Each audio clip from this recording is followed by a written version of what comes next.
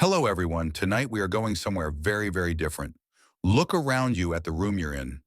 Maybe you see the soft glow of a screen, the familiar shape of your furniture, the quiet hum of a refrigerator. It's all very safe, very predictable. Now I want you to take that feeling of safety and just toss it out the window. The world we're visiting tonight, the Pleistocene of Australia, is a place that would chew you up and spit you out before you could even complain about the Wi-Fi. The apex predator was a 300-pound marsupial with teeth like bolt cutters. The snakes were big enough to swallow a sheep, and the local version of a wombat was the size of a rhinoceros. Frankly, you probably won't survive this. The odds are stacked so absurdly against you that it's almost comical. So before you get comfortable, take a moment to like the video and subscribe, but only if you really enjoy what I do here. Go ahead and post your location and what time it is for you in the comments below. It's always fascinating to see where everyone is tuning in from. Now turn off the lights, maybe turn on the fan for some soothing noise, and let's embark on tonight's journey together. You don't have a name. You don't have sight. You have no concept of the world of a self or of anything beyond a singular overwhelming drive forward. You are a writhing pink bean of life, barely a gram of flesh and furious instinct. Your limbs are little more than nascent buds, but your front arms, tipped with surprisingly sturdy little claws, are already working, pulling you on a journey more perilous than any you will ever take again. This is your great pilgrimage, a blind scramble through a forest of coarse, sweat-dampened fur. Your goal is a warm, dark, and impossibly distant haven you can only sense through some deep genetic memory. This is the climb to your mother's pouch. You are a Diprotodon uptatum, though you won't know what that means for a long time. Right now, you are just a survivor. The world outside you, the one you cannot see or comprehend, is in the midst of the late Pleistocene. Far away across vast oceans, beings who look a little like your distant descendants will one day are making their own journeys. Around this time, give or take a few thousand years, anatomically modern humans are spreading across the globe, perhaps even perfecting the art of the sewing needle in a Siberian cave, an invention that helps them push into ever colder lands. You, however, are blissfully unaware of this. Your world is fur skin and the rhythmic thudding heartbeat of the colossal creature that is your mother. It's a sound that is both your entire universe and your guiding star. You make it. After what feels like an eternity, your questing snout bumps against the fleshy lip of the pouch. You tumble inside a wave of relief, so profound it's almost an emotion. The darkness here is absolute, the air thick and milky, the warmth all-encompassing. You are a successful little being. Using your last reserves of strength, your mouth still a toothless little nub finds what it was searching for, a teat. It swells to lock you in place, a permanent anchor, and an endless supply of nourishment. Now the hard part is over. For now, your only jobs for the next many months are to suckle to grow and to float in the warm primordial darkness. It's a pretty sweet gig when you think about it. The best all-inclusive resort in the Cenozoic. Scientists of the far future will argue about this phase of your life. Lacking a living Diprotodon to observe, they'll debate the precise length of your gestation and your pouch time. They'll look at your distant, much smaller cousins, the kangaroos and the wombats, and make educated guesses. Was your gestation a mere 30 days like a red kangaroo, resulting in this impossibly tiny embryonic version of you?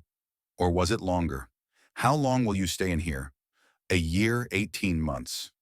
The truth is lost to time, a secret kept between you and your mother. But you'll take your time. Growing to the size of a small car takes a while after all. Your mother, this walking world of yours, is a marvel of biological engineering. Like all marsupials, she possesses a reproductive system that would make a future biologist's head spin. She has, though you'd never know it, 2 uteri and 3 of the other thing. It's a unique setup, a biological quirk that defines your entire order. 1 canal for each uterus to deliver a joey and a central one just for the birthing process itself. It's an evolutionary path that seems needlessly complicated, like trying to assemble IKEA furniture with verbal instructions from a squirrel. But it has worked for millions of years. It worked for you. You float in the darkness, a tiny passenger in a 2-ton vessel. Outside, the world is a symphony of muffled sounds. The heavy thud-thud-thud of your mother's footsteps as she browses on salt bush and acacia. The low rumbles of her herd mates, a form of communication you will one day understand. The distant cry of a bird sharp and thin through the wall of flesh and fur that protects you. You have no worries. Your food is on tap, your rent is free, and your security is the sheer, unassailable bulk of your mother. A few predators might be foolish enough to try their luck with a full-grown Diprotodon, but it's a risky proposition for them, and you are tucked away in the safest place in all of Pleistocene Australia. For now, you just grow. Your bones lengthen, your skin begins to sprout a coarse brown fuzz, and your eyes, still sealed shut, develop behind their protective lids.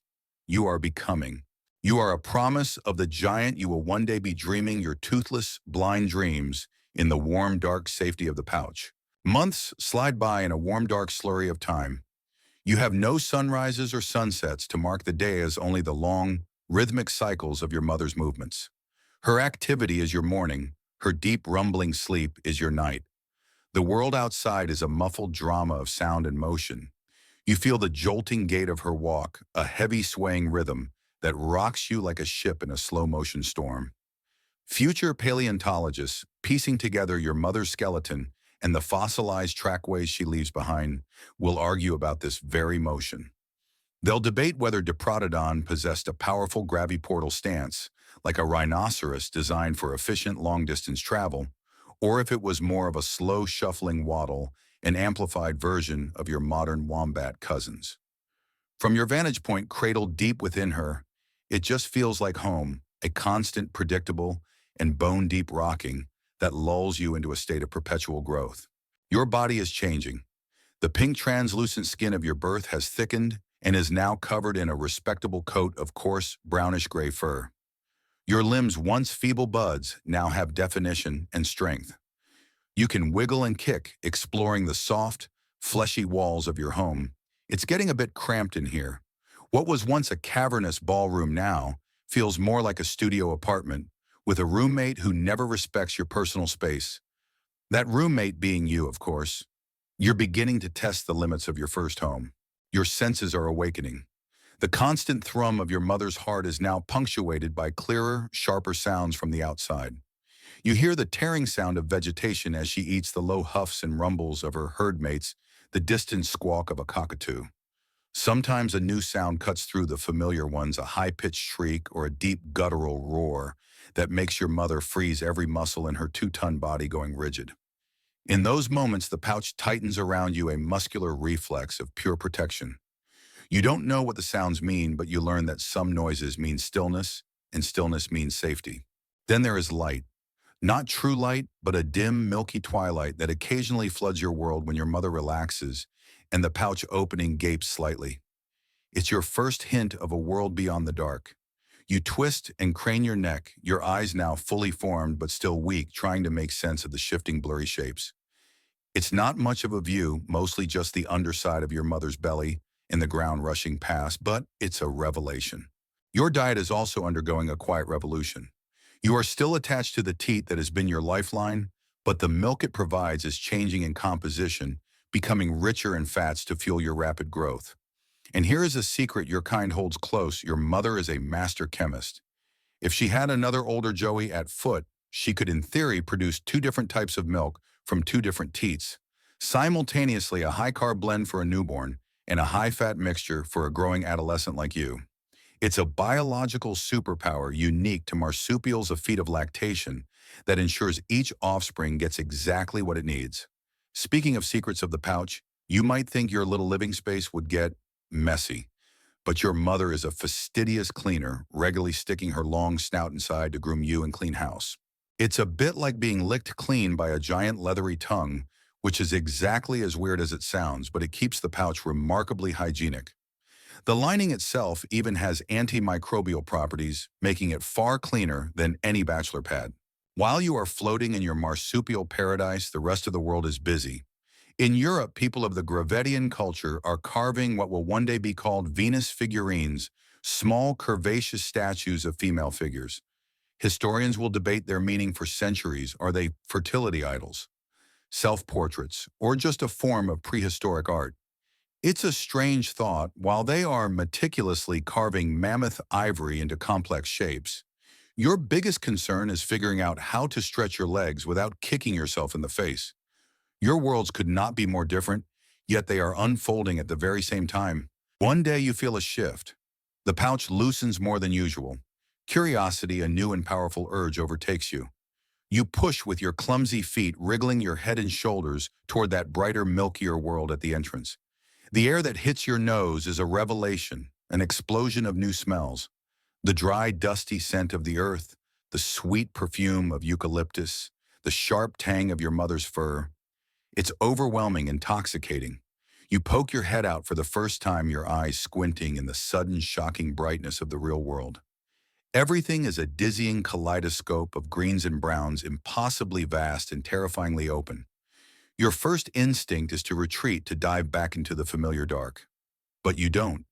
You stay there for a moment, a tiny furry head peeking out of a giant walking mountain, your toothless grin now replaced by the first nubs of what will become powerful grinding molars. The world is waiting for you. The peeking becomes a habit. For weeks you are a periscope poking your head out to watch the world go by from the moving fortress of your mother. The studio apartment is now a cramped closet, and you're a growing teenager who desperately needs more space. The muffled sounds you once heard through the wall of your mother's body are now sharp and distinct. The bird calls have names you don't know. The rustle in the undergrowth has a direction, and the low rumbles of your mother's herd mates are a constant, reassuring chorus. You are learning the soundtrack of your world before you've even set foot in it. The day you finally emerge is not a grand occasion. There is no ceremony. Your mother is grazing, tearing at a low-lying bush with her powerful, protruding incisors. The pouch, as usual, is open slightly, but this time emboldened by a cocktail of curiosity and extreme inconvenience. You don't just peek. You wriggle, you push, you squirm past the point of no return, and then you just fall out.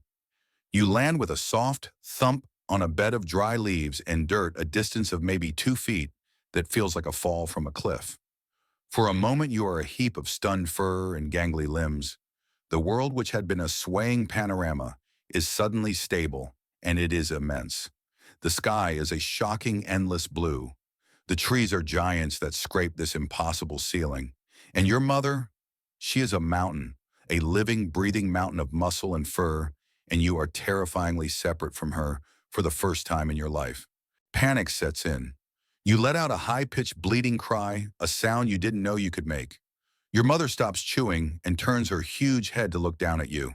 Her eyes, small and brown on the vast landscape of her face, regard you with what seems like profound indifference, but her low grunt is reassuring.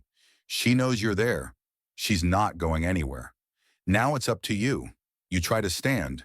Your legs, which have only ever kicked and floated, now have to contend with a new and frankly rude concept called gravity. Your front legs straighten with a wobble, but your back legs are a mess, splaying out to the sides, as if they've had one too many fermented cycads. You look less like a majestic megafauna in training and more like a poorly assembled coffee table. After a few false starts, you manage to get all 4 feet underneath you. You are standing. You are a wobbly, terrified, but undeniably independent creature. While you are taking these first momentous steps, other beings on the far side of the planet are also leaving their mark. In a deep cave system that will one day be called Lascaux, in France, artists are using charcoal and mineral pigments to paint breathtaking images of horses, stags, and aurochs on the limestone walls. They are capturing the essence of the megafauna that dominate their world, creating a permanent record of their reverence and respect. You, on the other hand, are just trying not to fall over. There's a certain irony in it. While they are immortalizing animals in art, you are simply trying to figure out how to be one. Your newfound freedom is exhilarating for about 5 seconds, and then it's just exhausting. Walking is hard. The ground is uneven. After a few courageous steps toward your mother's head, you stumble and decide you've had enough of this independence nonsense. You want back in. The all-inclusive resort, the 24-hour pouch service, you want it back. You bleed again and nudge pathetically at your mother's leg, trying to find the magical door that leads back to the warm darkness. She nudges you gently with her snout, a gesture that is both affectionate and a firm no. The resort is closed for renovations. Instead, she offers you something else. She turns and produces a special kind of dropping, not the dry fibrous pellets of her normal digestion, but a soft green paste. This you instinctively know is for you. This is pap. It's a bit of a strange concept for the more refined palate, but for a young herbivore, it's a vital gift. To digest the tough fibrous plants that will make up your diet, you need a gut full of very specific bacteria, a microscopic army that can break down cellulose. You aren't born with them. You have to get them from somewhere. This is that somewhere. You nibble at the offering, inoculating your pristine digestive system with the flora it needs to survive. It's not the tastiest meal you'll ever have, but it's arguably the most important. As you get your footing, you become aware of the others. Huge gray-brown shapes that move with the same slow, deliberate pace as your mother. The herd. From your low vantage point, they are a moving forest of thick, pillar-like legs. Are they a family? A true cohesive herd with complex social bonds like elephants? Or are they just a loose gathering of giants drawn together by the shared need for food and water? Future scientists will find sites like Lake Calabana, a graveyard of dozens of your kind who perished together, and they will debate this very question. Were they a family that met a tragic end, or just strangers who shared a final desperate thirst? For now, all you know is that there is safety in their numbers. You stick close to your mother, a tiny wobbly satellite orbiting its planet, taking your first steps on an ancient and dangerous ground. The days now fall into a simple, comfortable rhythm. Walk, eat, sleep, repeat. Well, for you, it's more like stumble, nibble, sleep, repeat. Your legs, while still prone to the occasional betrayal, are getting stronger. The terrifying open expanse of the world is slowly shrinking to a more manageable size defined by the comforting bulk of your mother and the moving wall of the herd. You are her shadow, her tiny furry echo. You do what she does, go where she goes, and for the first time you try to eat what she eats. This is the next great lesson. The pouch service is over. The strange but vital meal of pap is a memory, and now you have to learn to navigate the endless, confusing buffet of the Australian Pleistocene. Your mother is your guide, your five-star restaurant critic, your living, breathing safety manual. You watch her intently. You see the way she uses her broad, leathery nose to investigate a clump of vegetation, inhaling its scent deeply before making a decision.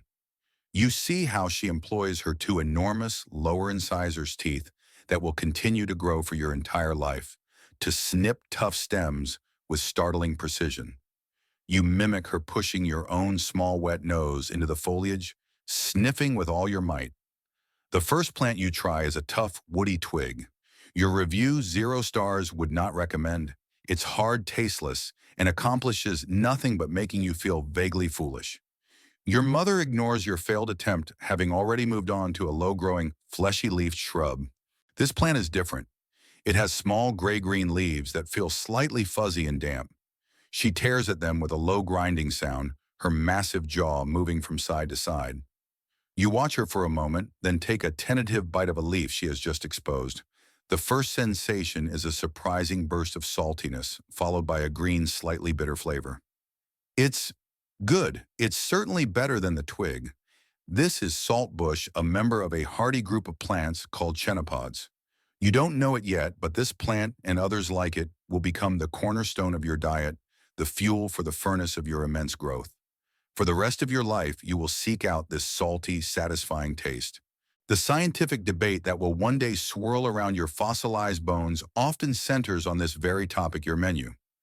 By analyzing the isotopic signatures locked away in the enamel of your teeth, paleontologists will know for certain that you ate a diet rich in what they call C4 plants, a category that includes the saltbush you're enjoying so much, as well as certain types of grasses.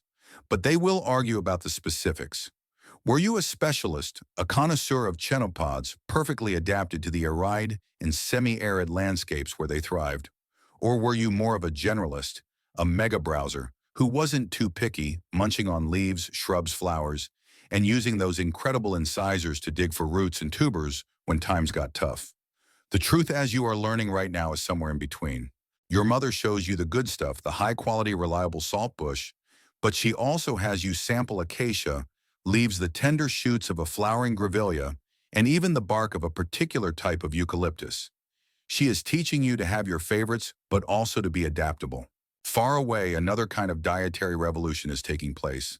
At a site that will be called Ohalo 2, near the shore of the Sea of Galilee, a group of humans has established a remarkably sophisticated camp. They are hunter-gatherers, but they are processing wild barley oats and wheat. They have grinding stones and flint tools turning hard grains into something edible. They are demonstrating a complex, multi-step approach to food. Your approach is much more direct.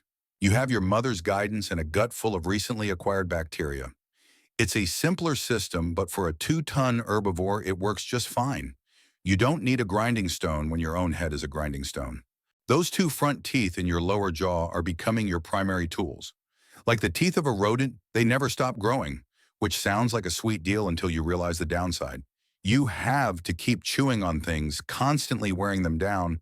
Otherwise, they would eventually grow so long, they'd be useless or worse. Your daily foraging isn't just for food, it's essential dental maintenance. It's like having homework you can never ever finish. You find a fallen branch of a gidgee tree and scrape your growing incisors against it, not for nourishment, but for the simple, satisfying feeling of shaping your own tools. You are still reliant on your mother's milk, of course. After a session of clumsy foraging, you'll find your way back to her side and nudge for a drink, a comforting and calorie-rich dessert after your meal of salty greens. But you are spending more and more of your waking hours on solid food.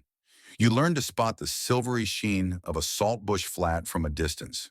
You learn to avoid the plants with a bitter smell or those with sharp needle-like leaves. Your world is no longer just a collection of indistinct green shapes. It's becoming a map of flavors, textures, and smells. A map that you will use to navigate for the rest of your days. As your confidence grows, so does your world. It expands from the safe bubble around your mother's legs to encompass the entire lumbering mass of the herd. This group, which you once perceived as a simple forest of moving legs, reveals itself to be a complex society with rules, hierarchies, and a language all its own. You are no longer just learning to eat. You are learning to be. This is your introduction to the laws of the herd, an unwritten constitution that governs every aspect of your life. The first and most important law is about space. Every Diprotodon has an invisible bubble around it, and learning the size of each bubble is a matter of survival. Your mother's bubble is small and welcoming to you. You can nudge her, lean against her warm flank, and find safety tucked beneath her belly. But the other members are different. You learn this lesson the hard way when you wander too close to a large battle-scarred male resting on the periphery of the group. He doesn't roar or attack. He simply lets out a low guttural rumble from deep in his chest, a sound that vibrates through the ground and up your bones and fixes you with a sideways glance. The message is as clear as if he'd shouted it, "Too close, little one." You scramble back to your mother's side, your heart thumping. It's not personal, it's protocol. Get too close to a grumpy bull, and you're liable to get a sternly worded shove that could send you tumbling into the next billabong. Communication is subtle, a quiet language of posture and scent, a flick of an ear, a turn of the head, a specific low-frequency rumble. Each is a word in a sentence you are just beginning to understand. It's a simple language, really. There's no poetry, no grand oration. The vocabulary largely consists of variations on food is this way. Danger is over there. This is my bush, and the ever-popular, you are in my spot. Honestly, it's not that different from the emails in a modern corporate office. And underlying it all is the constant exchange of information through smell. Your brain, for a creature of your eventual size, is not exceptionally large. You're not going to be inventing calculus anytime soon. But the part of your brain dedicated to smell the olfactory bulbs is enormous. You live in a world of sense. You can tell who is related to who is stressed, who is healthy, and who is ready to mate all from a passing breeze. You begin to recognize individuals. There is the old female, the matriarch, larger and slower than your mother, with a long-healed scar across her flank. Her authority is absolute. When she decides it's time to move, the entire herd stirs and follows. Her experience is the herd's shared memory. Her knowledge of ancient water holes and safe passages is the only thing that will get you all through the dry season. Then there are the other mothers with joeys of their own, some smaller than you, some larger. You cautiously approach one your own size. You sniff each other a formal introduction in the Diprotodon world before engaging in a clumsy slow-motion game of chase. The adult males are a different story. They are bigger, more solitary, and often bear the scars of past conflicts. They drift at the edges of the herd, their presence a silent, heavy weight. They are both protectors and rivals, a paradox you don't yet understand. While you are navigating this complex social web through scent and rumbles, a different kind of knowledge is being passed down in another part of the world. In what will become Spain and France, the people of the Solitrian culture are at their peak. They are creating some of the most masterfully crafted stone tools the world has ever seen, long, impossibly thin spearheads shaped like laurel leaves. Making one requires immense skill, patience, and a deep understanding of the stone, a tradition passed down from one generation to the next. They are transmitting complex ideas to create a physical object. You are transmitting social rules to maintain the invisible structure of the herd. Both are forms of culture. Both are essential for survival. Your place in this structure solidifies the academic debate future humans will have about you. Seeing the clear leadership of the matriarch in the close-knit family units of mothers and their young, you are living proof of the theory that your kind formed complex matriarchal herds much like elephants. You are the evidence for the trackways that show large and small individuals walking side by side. Yet you are unaware of the other side of the debate, the fossil sites where dozens of you are found jumbled together in a dried-up lake bed. Were those creatures loners, part of a different, more fractured society, all drawn to a dwindling resource in a time of desperation? Perhaps the law of your herd is not the law of all Diprotodon. Perhaps your social structure is as adaptable as your diet changing with the landscape and the climate. For now, these questions are irrelevant. Your life is here in this herd.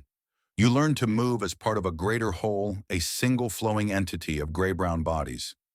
You learn to trust the instincts of the matriarch, to respect the space of the bulls, and to find your place among the other young. You are no longer just an individual. You are part of a family, a clan, a nation of giants, moving slowly but inexorably across the ancient land. The change is subtle at first, a slow thief that steals the moisture from the air and the green from the leaves. The rains which once came with reliable frequency are now a distant memory. The billabongs shrink, their edges cracking like old pottery. The salt bush you love so much is becoming tougher, more fibrous, its salty tang dulled by dust. A restlessness settles over the herd. The younger members become irritable, the bulls more prone to low grumbling standoffs. You feel it too, a low-level anxiety that has nothing to do with predators or personal space. It is the anxiety of scarcity. This is the trigger.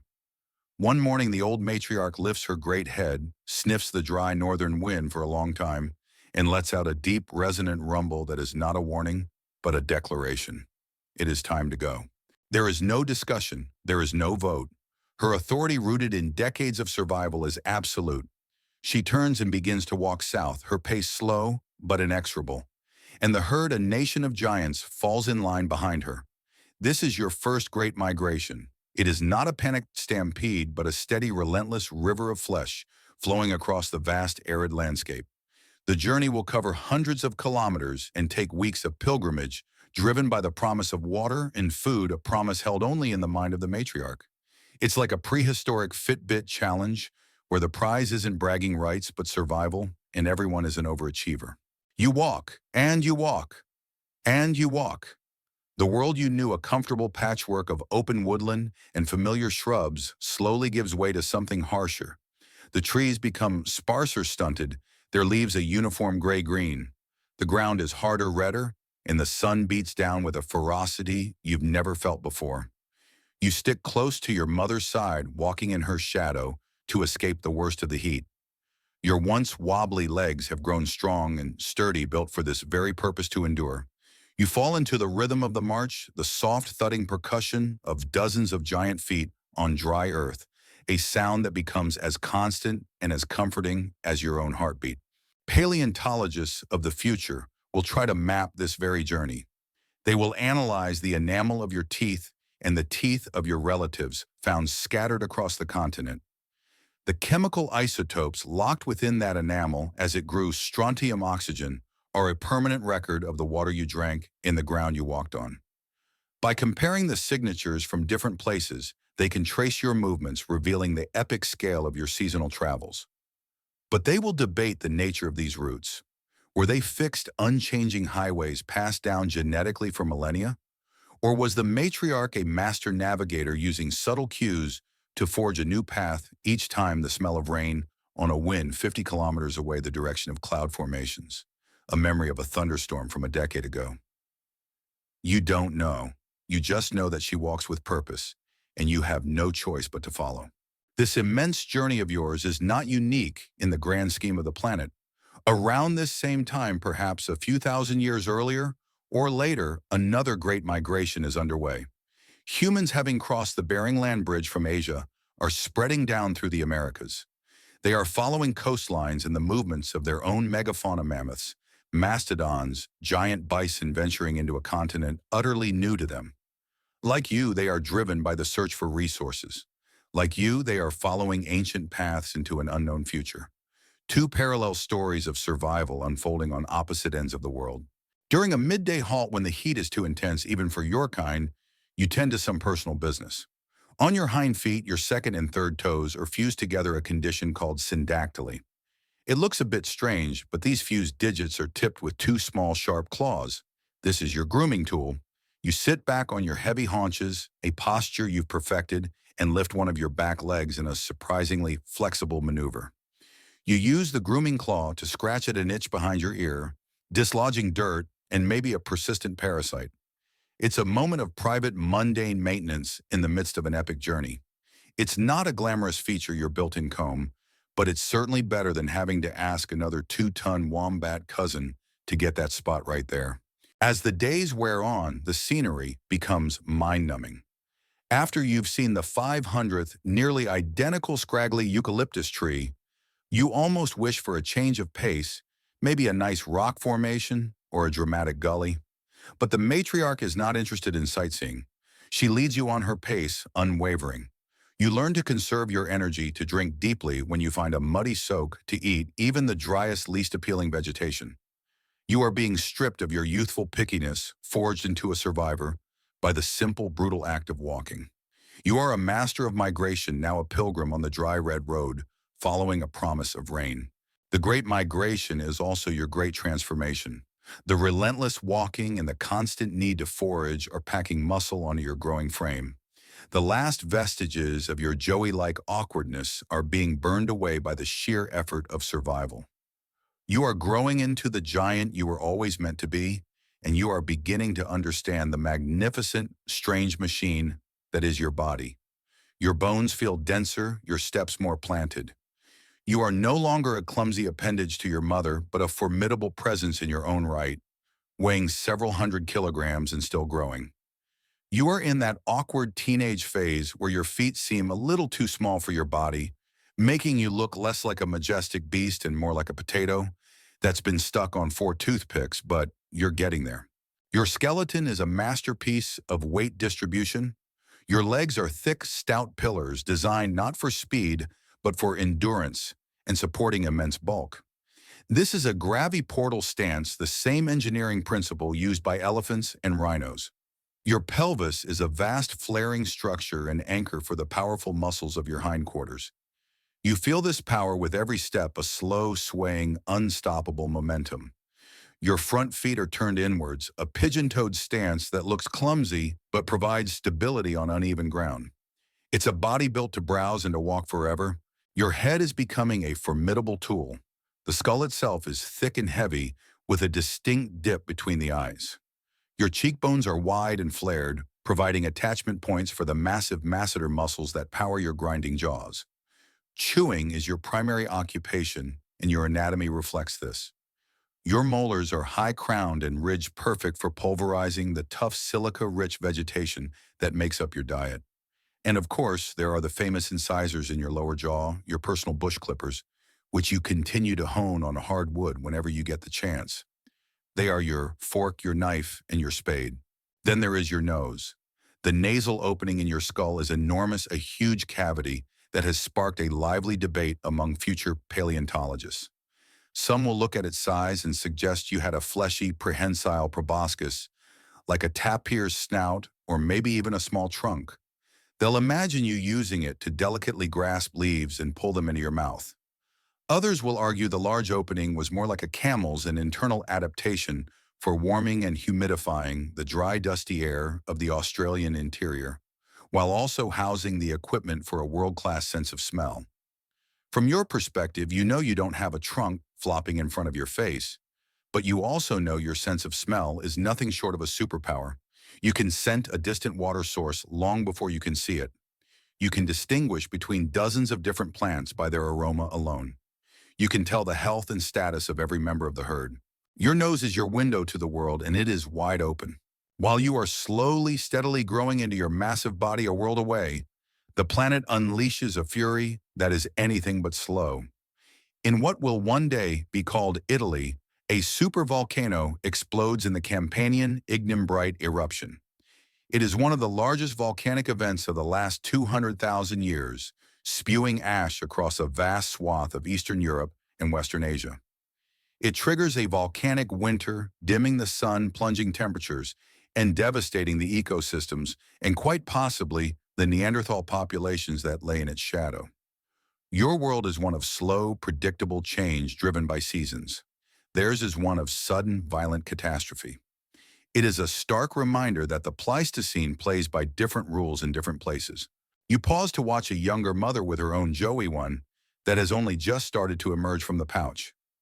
As the little one tumbles out, you are reminded of the strange but ingenious design of that first home. Your mother's pouch, like a wombat's, faces backwards. As a Joey, you never thought anything of it. Now you can appreciate the logic.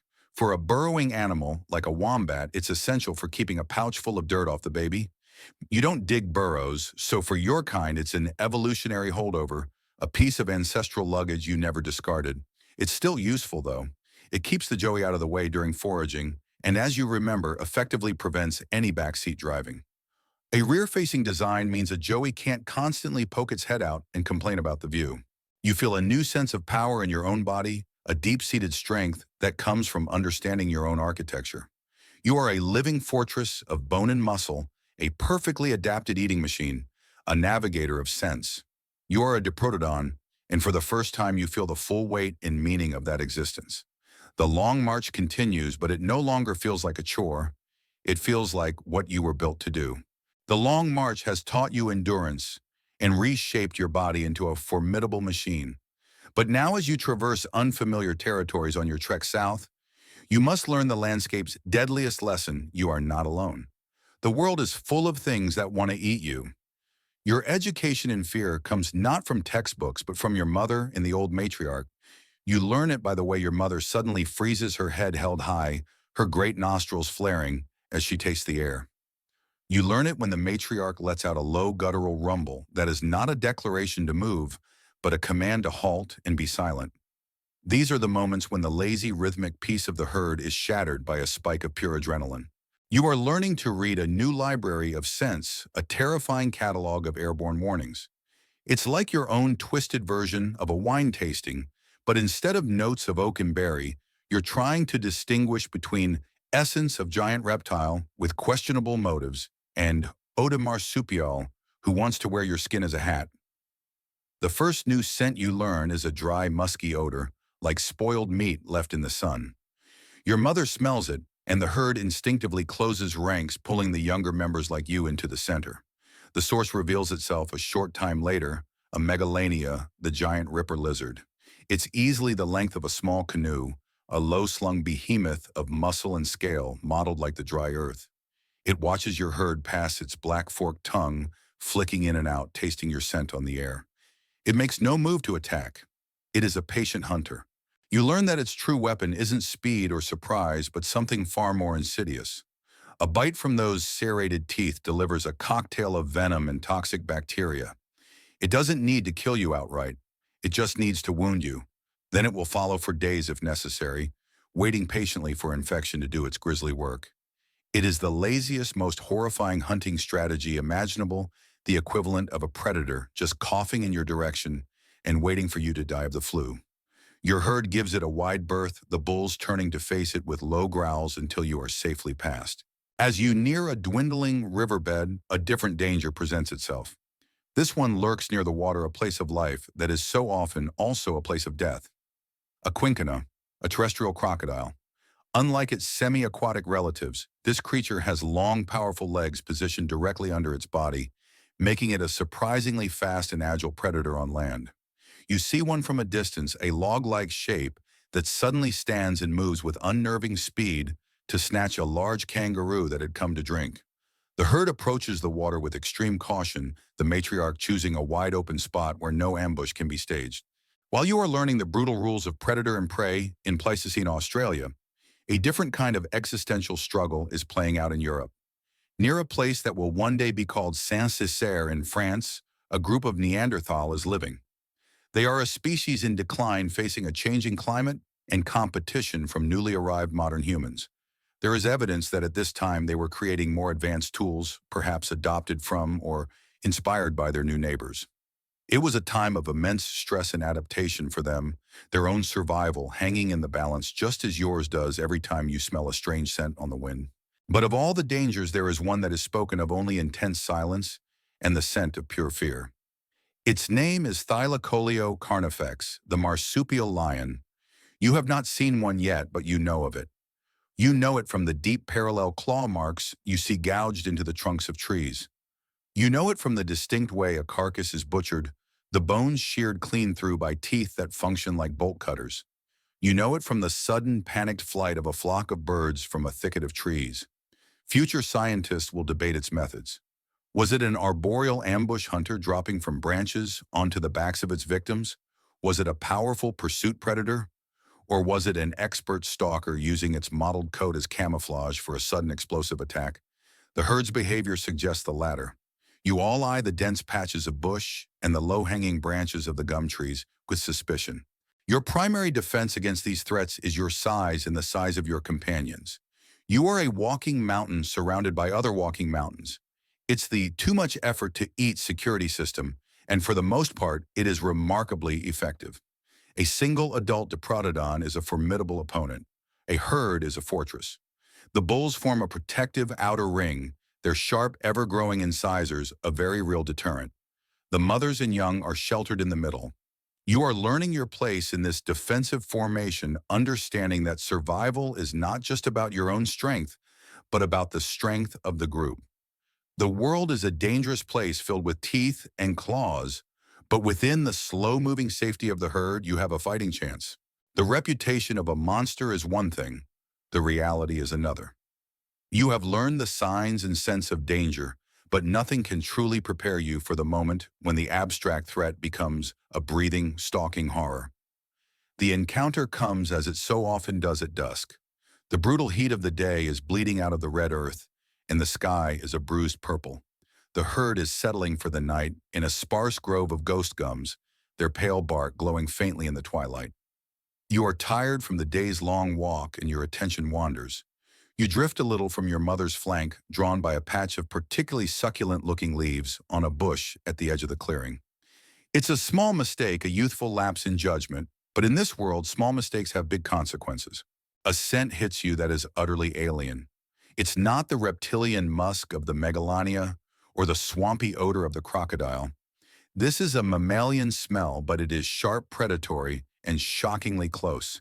It's the smell of clean killer. Before you can even process it, your mother lets out a sharp, guttural cough, a sound of pure panic, and starts to move toward you. But it's too late. From the deep shadows of a dense thicket you hadn't even registered, a shape detaches itself from the gloom. It is Thylacoleo. It's lower to the ground than you imagined, a creature of immense compressed power, perhaps the weight of a large leopard, but built with the stocky, muscular density of a bear.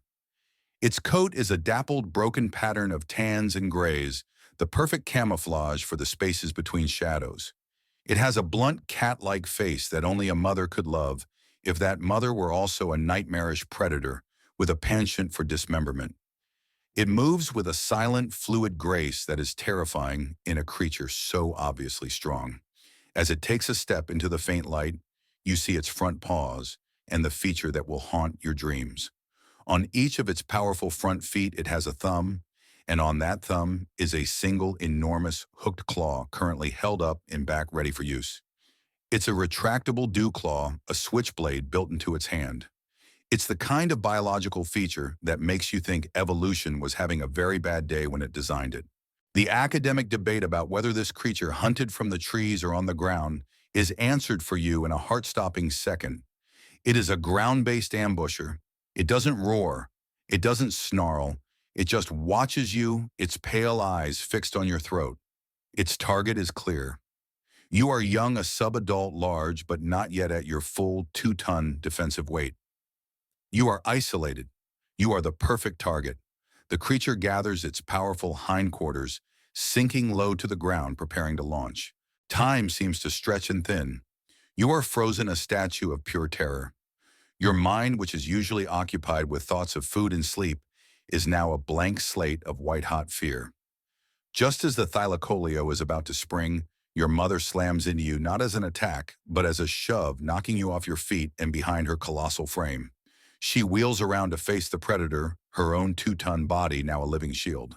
She lets out a sound you have never heard before, a deep, bellowing roar that is part rage and part terror, and lowers her head, presenting her formidable tusk-like incisors. The Thylacoleo, its perfect ambush, spoiled, hesitates. It looks at your mother, a mountain of defiant flesh, and seems to make a calculation. It is powerful, but she is immense. The risk is now too high. With a flick of its tail, it lets out a low, frustrated hiss and melts back into the shadows as silently as it appeared. The entire event has lasted less than 10 seconds.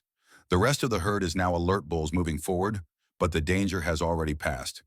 You scramble to your feet, trembling, and press yourself against your mother's side, inhaling the familiar, comforting scent of her fur. On the other side of the world, in a cave in what will become Germany, a human is carving a piece of mammoth ivory. They are not carving a horse or a bison. They are carving a figure with a human body and the head of a lion. The figurine, which will be called the Lowenmensch, or Lion Man, is a testament to the complex relationship between humans and their apex predators, a mixture of fear, respect, and awe. They are grappling with the idea of the lion in symbolic form, while you have just grappled with the terrifying reality of yours. You make a mental note to never ever wander off again, or at least not until you've grown another 1,000 pounds. Personal growth, you realize, is the best revenge. The fear from the Thylacoleo encounter lingers, a sharp and prickly thing that makes you jump at shadows. But that fear, as potent as it is a luxury. It is the fear of a sudden end. A much larger, slower, and more democratic fear soon takes its place, the fear of withering away. You are now in the deep, brutal heart of the dry season. The migration was not a flight from hardship, but a desperate march through its very center, a gamble that there is something better on the other side. Now you are in the crucible. The sun is no longer a source of life. It is a malevolent white eye in a bleached blue sky. It beats down with a physical weight, sucking the moisture from everything, including you. The air shimmers so intensely it looks as though the entire world is a cheap special effect in a movie you would very much rather not be starring in. Dust is a constant companion. It coats your fur cakes, your nostrils, and works its way into your eyes. It is the taste of the air, the color of the world. Your diet is now 50% dry twigs, 40% dust, and 10% fond memories of that one time you ate a moist leaf. It's the kind of cleanse nobody asked for, and everyone is forced to endure. The herd is changing. The steady, rhythmic pace of the migration's beginning has slowed to a weary, shuffling trudge. The fat reserves you all built up during the wet season are dwindling. You can see the outlines of ribs and hips on the smaller adults. Tempers are short.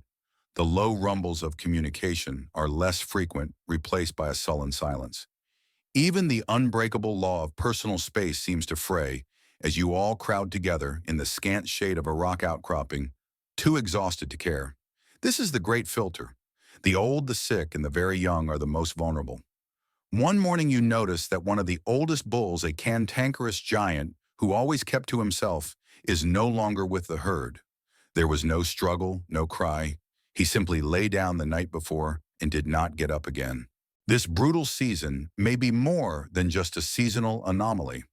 Unseen by you, unseeable by anyone, The planet itself is going through a strange phase. The Earth's magnetic field, the invisible shield that protects the surface from the harshest cosmic rays, is in the middle of a temporary weakening and reversal known as the Glacial event. For 1,000 years or more, this weakened shield could be allowing more radiation to penetrate the atmosphere, subtly altering climate patterns, perhaps making the droughts more severe, the seasons more extreme. You don't know that your suffering is tied to the very poles of the planet, but you feel its effects in the baked earth and the empty sky. Your survival now depends on a combination of physiological endurance and learned behavior. Future scientists will debate how a creature your size managed water loss. Did you have camel-like adaptations to conserve every drop producing bone-dry feces and highly concentrated urine? Or was your survival almost entirely dependent on behavior? The truth you are discovering is both. Your body is pushed to its limit, but you are also learning the matriarch's ancient tricks. She leads you not to a flowing river, but to the ghost of one, a wide sandy bed, where water flowed months ago. There she begins to dig. Using her powerful front feet and those formidable incisors, she scrapes away at the dry sand until a meter down it becomes dark and damp. Slowly, miraculously, muddy water begins to seep into the hole. This is a soak. The herd takes turns drinking the precious gritty liquid, a lesson in patience and desperation passed down through generations. On your journey, you pass creatures who have lost their own battles. The desiccated carcasses of kangaroos are a common sight, but you also see other smaller marvels of survival. Hiding from the heat in a shallow scrape under a rock, you see what looks like a dried-up husk of a small, furry creature. You nudge it with your nose, expecting the stiffness of death, but it is strangely pliant. This is a burrowing bettong, and it is not dead. It is estivating a state of suspended animation, where its heart rate and metabolism slow to almost nothing, allowing it to wait out the worst of the heat and drought. You watch it for a moment, this little ball of dormant life, and feel a strange sense of envy. Your only survival strategy is be really big and keep walking, which is suddenly feeling a lot less impressive than the ability to just take a nap for a few months until things get better. But you do keep walking. Led by the matriarch's unshakable knowledge, shielded by your mother's presence, and driven by your own growing resilience, you endure. Every sunrise is a victory, every drink from a muddy soak a miracle. You are being stripped down to your very essence, a creature of pure, stubborn survival, plodding forward through a world of dust and heat, dreaming of the taste of a green leaf. The first sign of the end is the smell. For weeks, the air has tasted only of dust and baked earth. Then one afternoon, a new scent arrives on a cool southern breeze, the smell of distant rain on dry ground, a rich, loamy perfume that is the most beautiful thing you have ever smelled.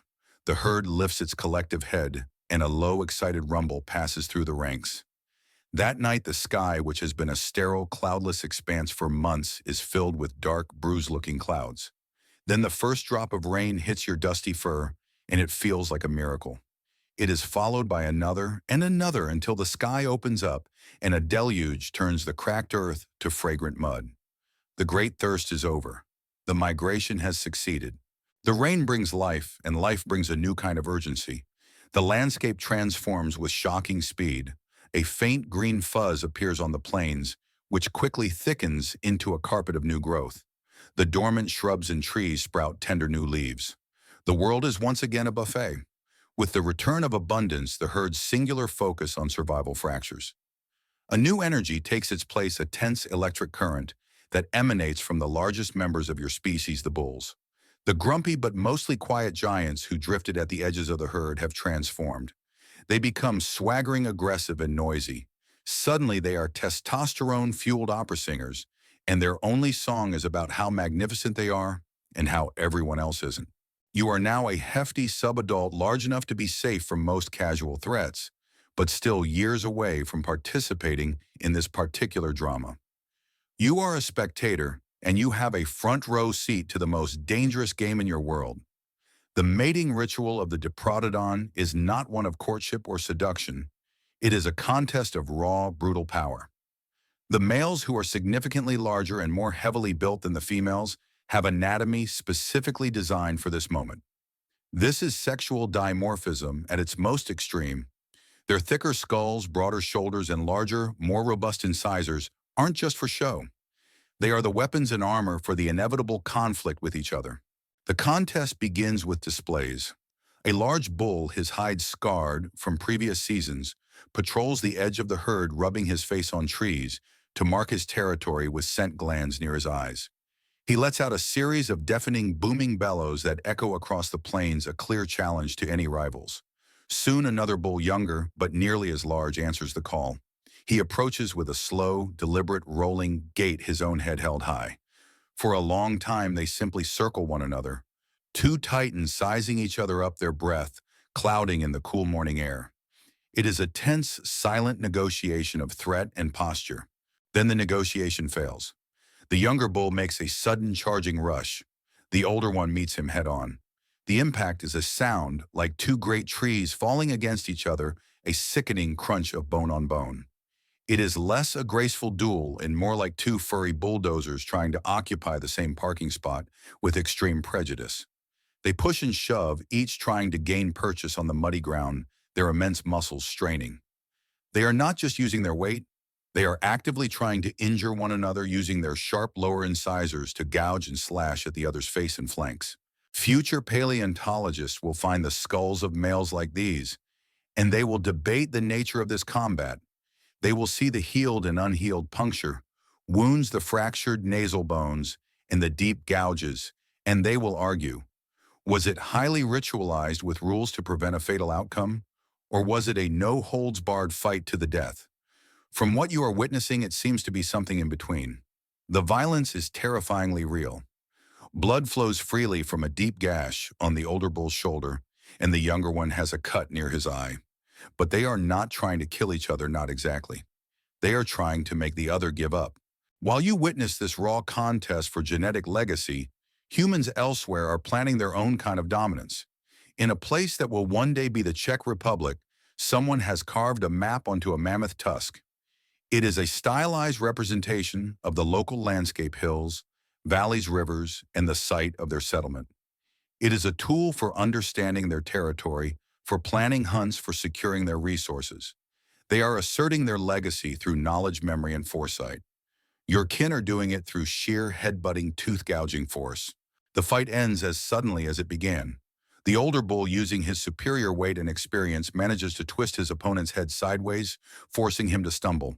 He presses his advantage, shoving the younger male back several meters until the challenger's footing finally gives way and he slips to one knee. It is a clear sign of defeat. The fight is over. The older bull stands over him, bellows one more time in victory, and then turns his back, a sign of dismissal. The loser gets to his feet and limps away, his sides heaving. He will live, but his chance to mate this season is gone. He is destined to spend the next few weeks complaining about the younger generation and nursing his bruised ego. The victor, bloody but triumphant, now has the right to approach the females of the herd. The cycle of life in all its brutal glory is set to continue. The seasons turn. The rains come and go, and with each turning you grow larger, wiser, and more confident in your place within the herd. The memory of the charging bulls is no longer just a spectacle. It is a part of your own story. A few seasons after you first witnessed that brutal ballet, you come into your own estrus. You are a prime female, a giant of nearly 2 tons, your body strong from years of migration. The victorious bull from that season, a massive scarred veteran, approaches you. There is no violence now, only a series of low rumbles, a cautious sniffing, a quiet acknowledgement of biological imperative. The tense prelude of male combat gives way to a brief and surprisingly gentle union. Life continues, but something inside you has changed. There is a new weight, a new purpose growing within you. The gestation is short, so brief you barely notice it consciously. You're not eating for 2 so much as eating for 1 and a tiny embryo, but you find yourself seeking out the most nutritious plants anyway, guided by an instinct you don't fully understand. While you are nurturing this new potential, the world beyond your green paradise is growing colder. On a planetary scale, the climate is shifting toward the last glacial maximum. Great ice sheets are expanding over the northern continents, locking up vast amounts of water and making much of the world a colder, drier, and more inhospitable place. You are living in a pocket of temporary lushness, a regional paradise, in a world that is slowly, inexorably freezing over. Then the moment comes. There is no great pain, no dramatic labor. You feel a strange restlessness and move away from the heart of the herd, seeking a quiet space. You stand waiting, licking your fur, cleaning the entrance to the pouch. The birth itself is a bizarre and understated affair. It is less a dramatic ordeal and more of a strange, slightly slimy transaction. A single impossibly small creature emerges, a blind, deaf, and hairless little bean of pink flesh, barely larger than your thumb. This is your Joey. It is a shocking contrast. Your own colossal body, a fortress of bone and muscle, has produced this fragile embryonic thing. This is the marsupial way, a minimal investment in gestation, with the real work of development outsourced to the pouch. Now begins the most perilous journey of its life and the most agonizing weight of yours. You cannot help it. You cannot nudge it in the right direction or protect it from the journey. It must make the great pilgrimage alone, powered by nothing more than its own furious instinct. You watch motionless as the tiny creature begins to climb, its disproportionately strong front limbs pulling its pathetic little body through the coarse forest of your belly fur. It is a harrowing, slow-motion scramble. Every fiber of your being wants to intervene to scoop it up and place it in the safety of the pouch, but you cannot. This is a test it must pass on its own. You feel the delicate questing movements against your skin. You feel it find the lip of the pouch and tumble inside. You wait, every muscle tense. For a moment there is nothing. Then you feel a faint fluttering sensation deep within the pouch, followed by a gentle but distinct pull. It has found the teat and latched on the milk, swelling the nipple to lock it securely in its toothless mouth. An immense bone-deep wave of relief washes over you. The rent-free tenant has officially checked in, and the all-inclusive resort is open for business once again. The cycle is complete. The journey you once made as a helpless blind being has been made again, and now you are the mountain, the protector, the entire world. As you stand there, a new mother, you are the living answer to a question future scientists will debate. They will wonder about the extent of your parental care. Was the bond's short-lived ending at weaning, or did it last for years? Feeling the tiny dependent life now fused to your body, you know the truth instinctively. This is not a brief arrangement. This is the beginning of a years-long commitment of protection, guidance, and education. You will defend this tiny creature with your life. You will teach it to find water in a dry land. You will show it which leaves are poison and which are sweet. You will lead it on the great migrations, just as your mother led you. You rejoin the herd, moving with a new, more deliberate slowness. The old matriarch gives you a passing sniff, a quiet acknowledgement of your new status. You are no longer just a member of the herd. You are its future. You carry the next generation in a warm, dark, hidden place, a tiny promise of another giant to one day walk the ancient earth. The world is vast and dangerous, but for the small life held within you, the world is warm, safe, and full of nourishment. The story has begun again. Being a mother changes your perception of the world. Every rustle in the undergrowth, every strange scent on the wind, every shadow that flickers at the edge of your vision is now filtered through a new lens of fierce protective anxiety. You are a walking fortress, and you carry the future in your pouch. This newfound responsibility also changes how you see the herd, especially its leader, the old matriarch. You once followed her out of simple instinct, the way a stream follows the path of least resistance. Now you watch her with a deep and profound appreciation. You understand that her leadership is not about dominance, but about knowledge. Her wisdom is the invisible shield that protects the entire herd, and now it protects your Joey. She is ancient. By examining the layers in the teeth of your fossilized relatives, scientists of the future will estimate that your kind could live for half a century, perhaps even longer. This old female has seen at least 40 seasons. She has walked this land when it was green and when it was dust. She has survived droughts that have claimed entire generations. Her mind is a living map of this continent, a chronicle of its secret places and its many dangers. She has a built-in GPS that runs on pure experience and a healthy dose of grumpiness. You would follow her anywhere, partly because you have a tiny helpless creature attached to you, and partly because she just radiates an aura of knowing exactly what she's doing. You see her wisdom in the small things. She chooses a path that skirts a treacherous, rocky ravine rather than taking the more direct route through it. She leads the herd to a grove of acacia trees at the precise time their seed pods are most nutritious. After a long day's walk, she guides you all to a hidden muddy wallow. To an outsider, it's just a patch of stinking mud, but to a herd of giants plagued by biting flies, in the heat of the day, it is a luxury day spa. You sink into the cool, viscous mud, letting it coat your hide, a soothing balm that offers protection from both sun and pests. These are the lessons she provides, not with lectures, but with simple, deliberate action. This reliance on the knowledge of an elder is a powerful survival strategy, and it's one that is mirrored in another very different species. Around the time of the last glacial maximum, human survival in the harsh frozen landscapes of Europe would have depended heavily on the stored knowledge of their elders. Anthropologists will one day formulate the grandmother hypothesis, suggesting that postmenopausal females, by helping to provision and care for their grandchildren, played a vital role in human evolutionary success. They were living repositories of information about edible plants, tool-making techniques, and social history. The old matriarch of your herd is a perfect parallel. She may not be the most fertile female anymore, but her value to the herd's collective survival is immeasurable. She is the herd's grandmother. Now that you are a mother, you pay closer attention. You are no longer just a passive follower. You are an active student. But how is this knowledge truly transmitted?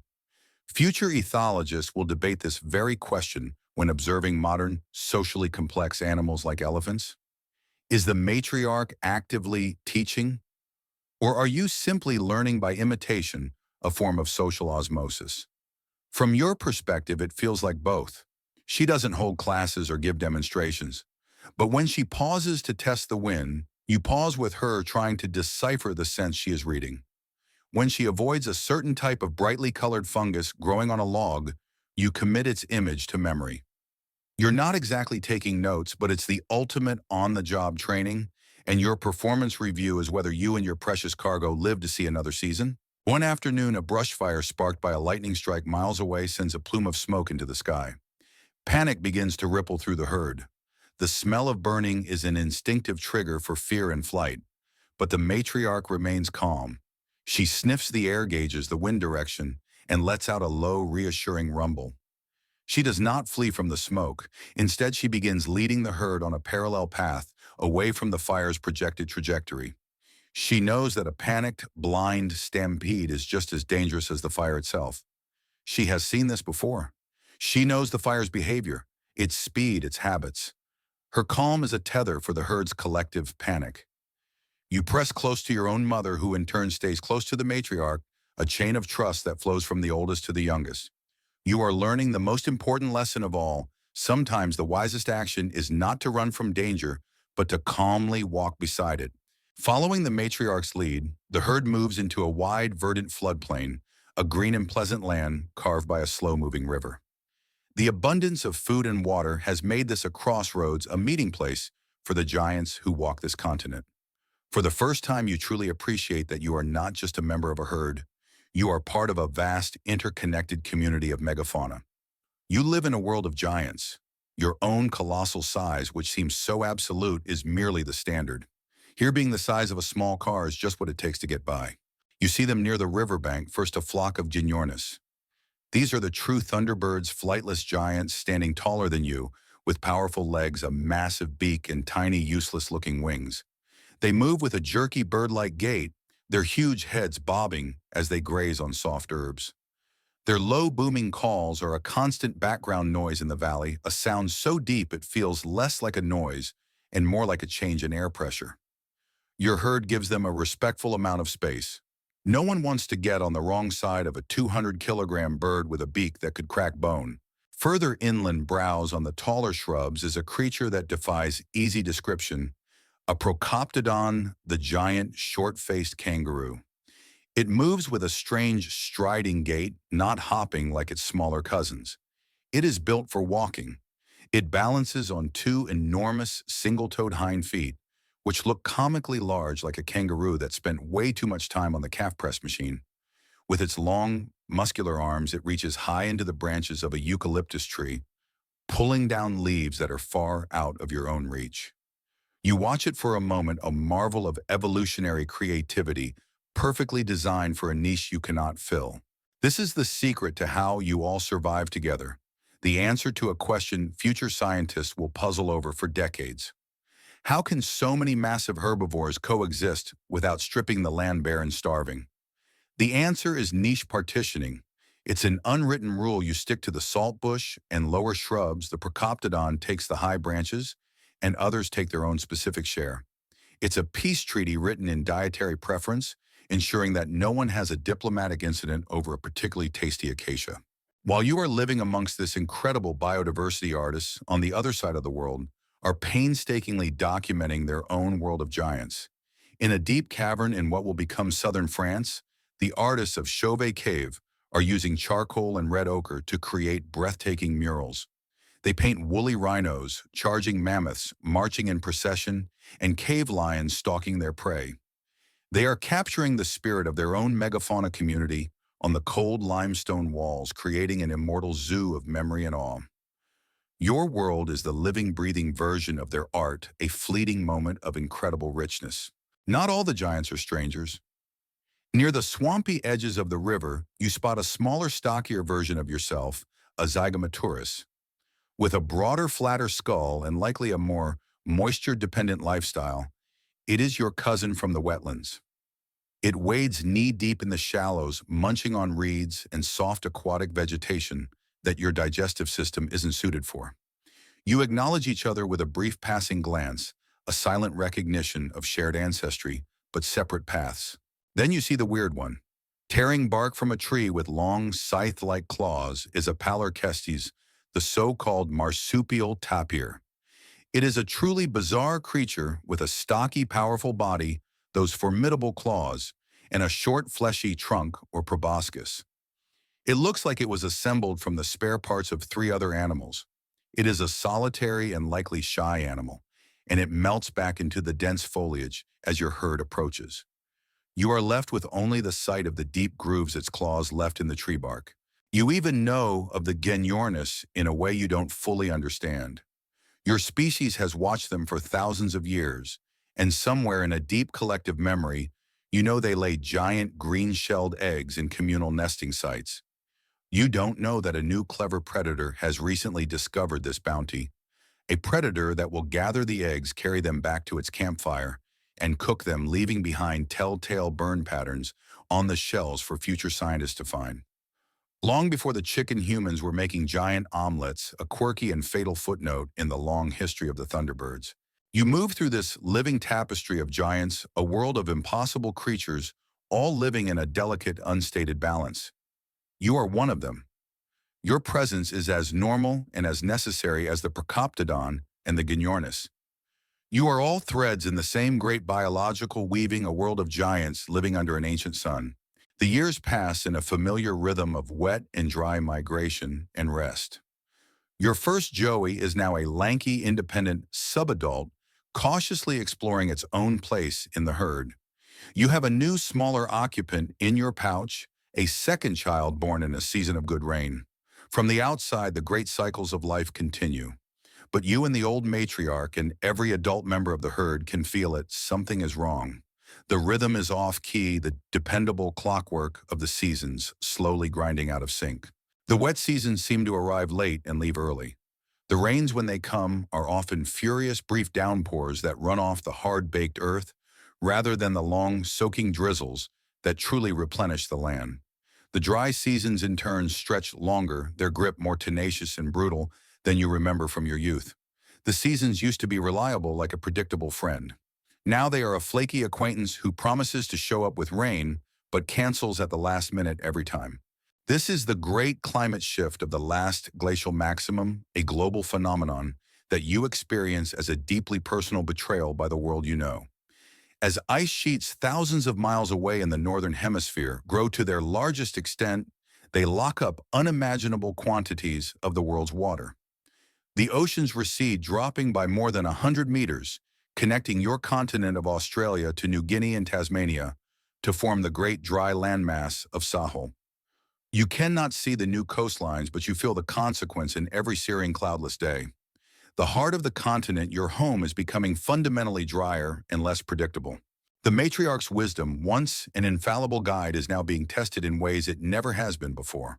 The ancient migration routes, the mental map of resources passed down through generations, is becoming dangerously out of date. She leads you to a place that her memory swears is a permanent soak, a place that has never failed, and you arrive to find nothing but cracked, sun-bleached mud. A low, distressed rumble passes through the herd. It is a sound of dawning fear. Her map is a masterpiece, but the world it depicts is slowly vanishing. This is the central argument for the overchill theory of your eventual extinction, a debate that will rage among scientists in the distant future. They will argue passionately about what was the primary cause of your demise, the changing climate, or the arrival of a new predator. You are living through the first argument. You are a first-hand witness to how a shifting climate can systematically dismantle an entire way of life. The food is scarcer, the water harder to find, the journeys between resources longer and more perilous. Your population is being weakened from the inside out by a world that is losing its generosity. Everyone is starting to get that gaunt, haunted look that will one day be very popular with high-fashion models, but on you and your kin, it just feels like slow starvation. The world of giants you once moved through is thinning out. You see the other great herbivores less frequently. The flocks of Genornis are smaller. The strange, solitary Pelorchestes is a rare sight indeed.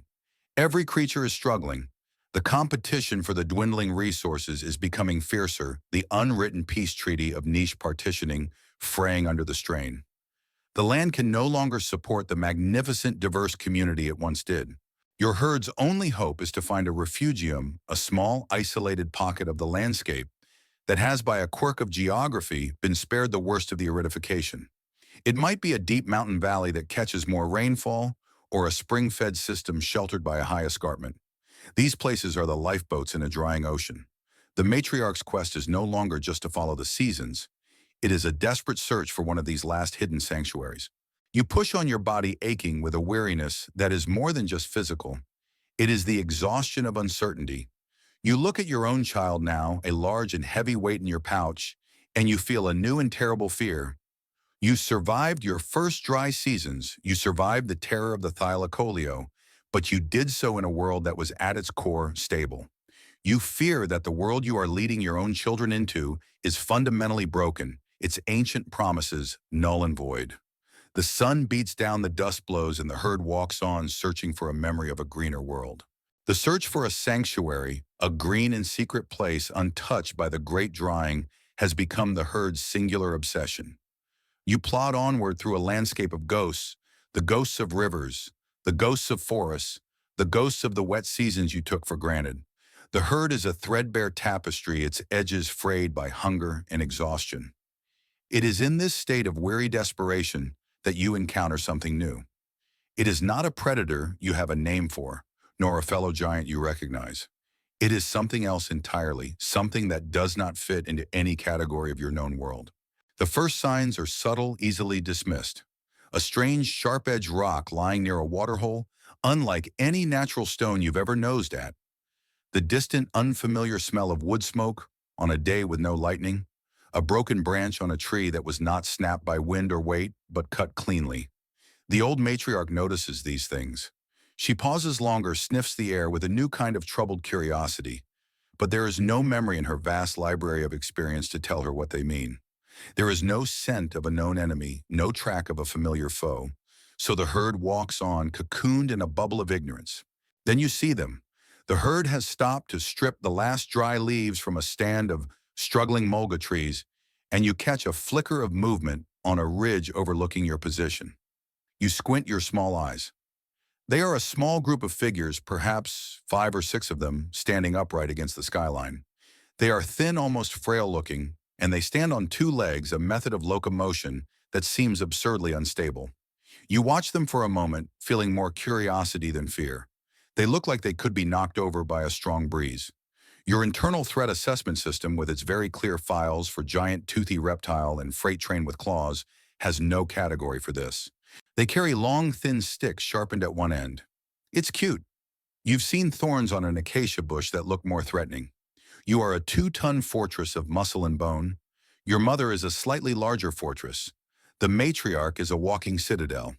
These skinny, sun-darkened beings with their pointy accessories do not register as a danger.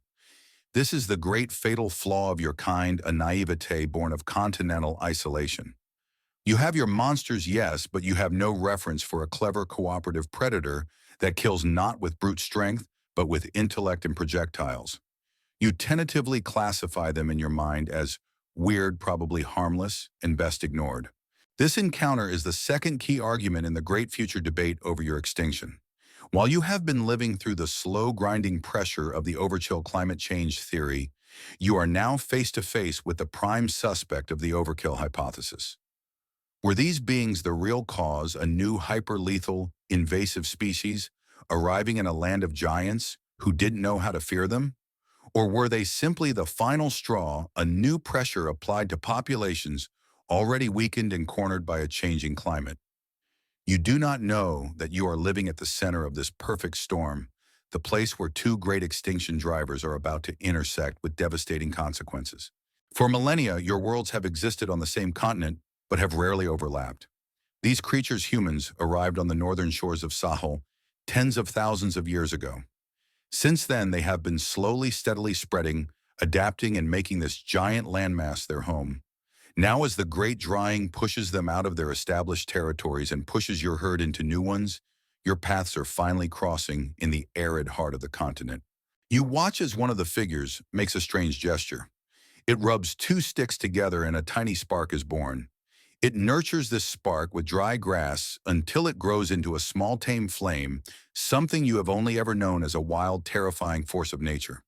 They hold it in their hands, this captured piece of the sun, and you are mesmerized by the sight. This should be impossible. It is a quiet display of power so profound, it is beyond your comprehension.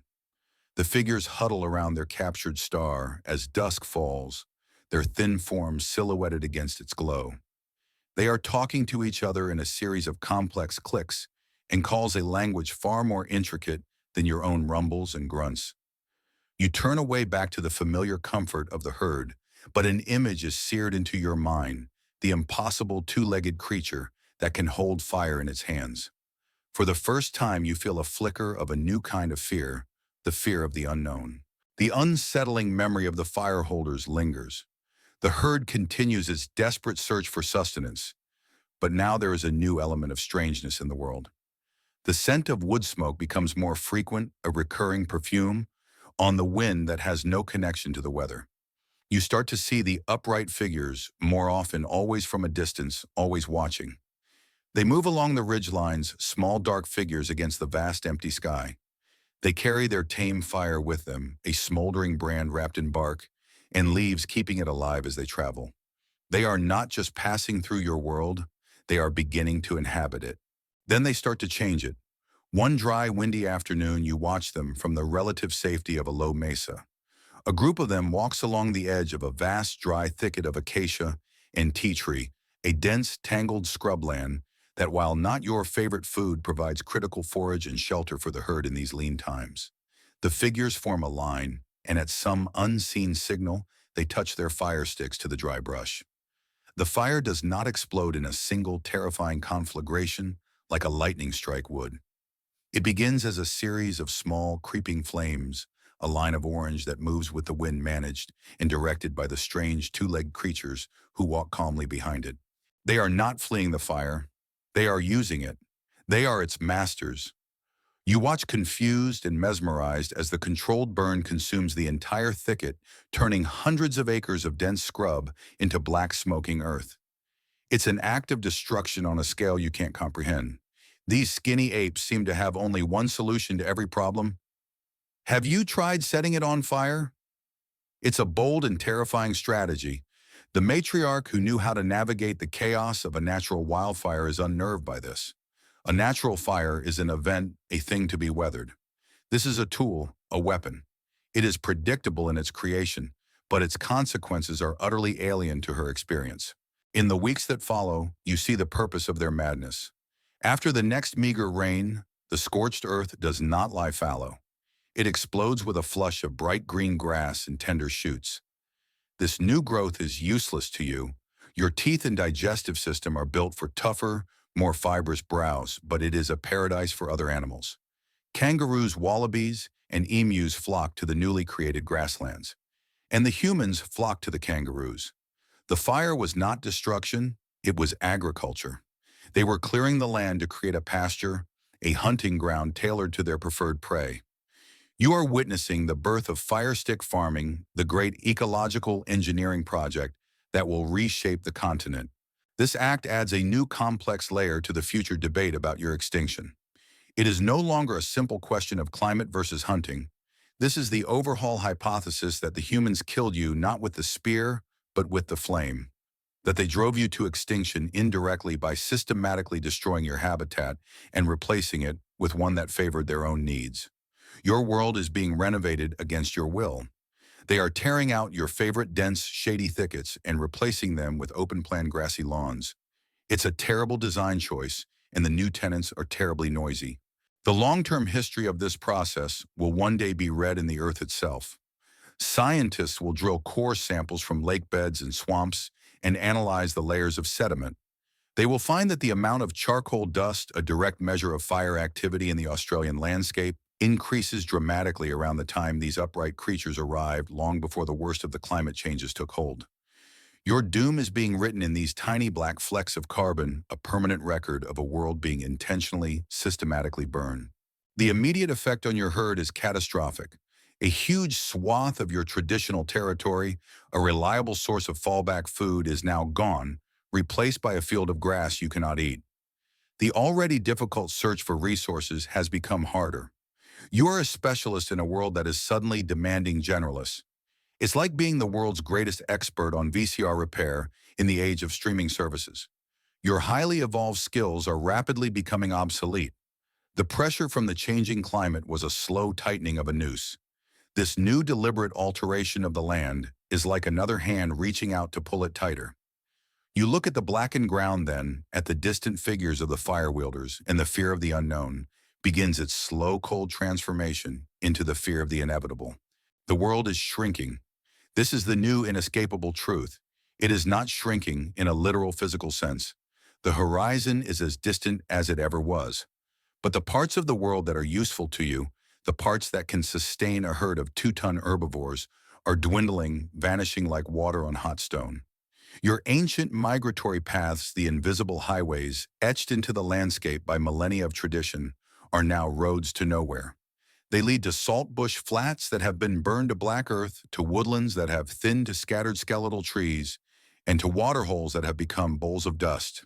Your life, once governed by the slow, predictable rhythm of the seasons, is now a frantic and uncertain scramble from one dwindling resource patch to the next.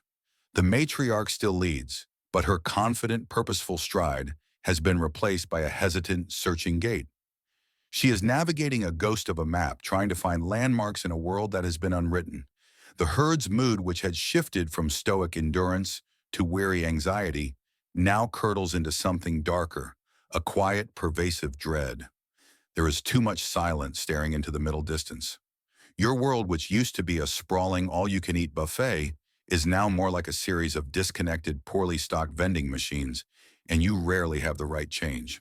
This fragmentation of your habitat is creating invisible barriers, just as real as any mountain range. In North America at this very same time, the Great Laurentide and Cordilleran ice sheets are acting as immense physical walls, blocking the movement of bison and mammoths, isolating populations, and squeezing them into ever smaller territories. Your barriers are not made of ice. They are made of firegrass and starvation. A 1,000-acre patch of freshly burned ground, followed by another 1,000 acres of fire-promoted grassland, is as impassable to you as a glacier. You cannot eat it, you cannot hide in it, and so you must go around expending precious energy on detours that lead you into unfamiliar, often more dangerous terrain. You are being filtered. Future paleontologists will recognize that the Pleistocene extinctions were not random. They selectively targeted the largest, most specialized animals with the slowest reproductive rates. They targeted you. Your great size and your specialized diet, once the keys to your evolutionary success in a stable Australia, have now become your greatest liabilities.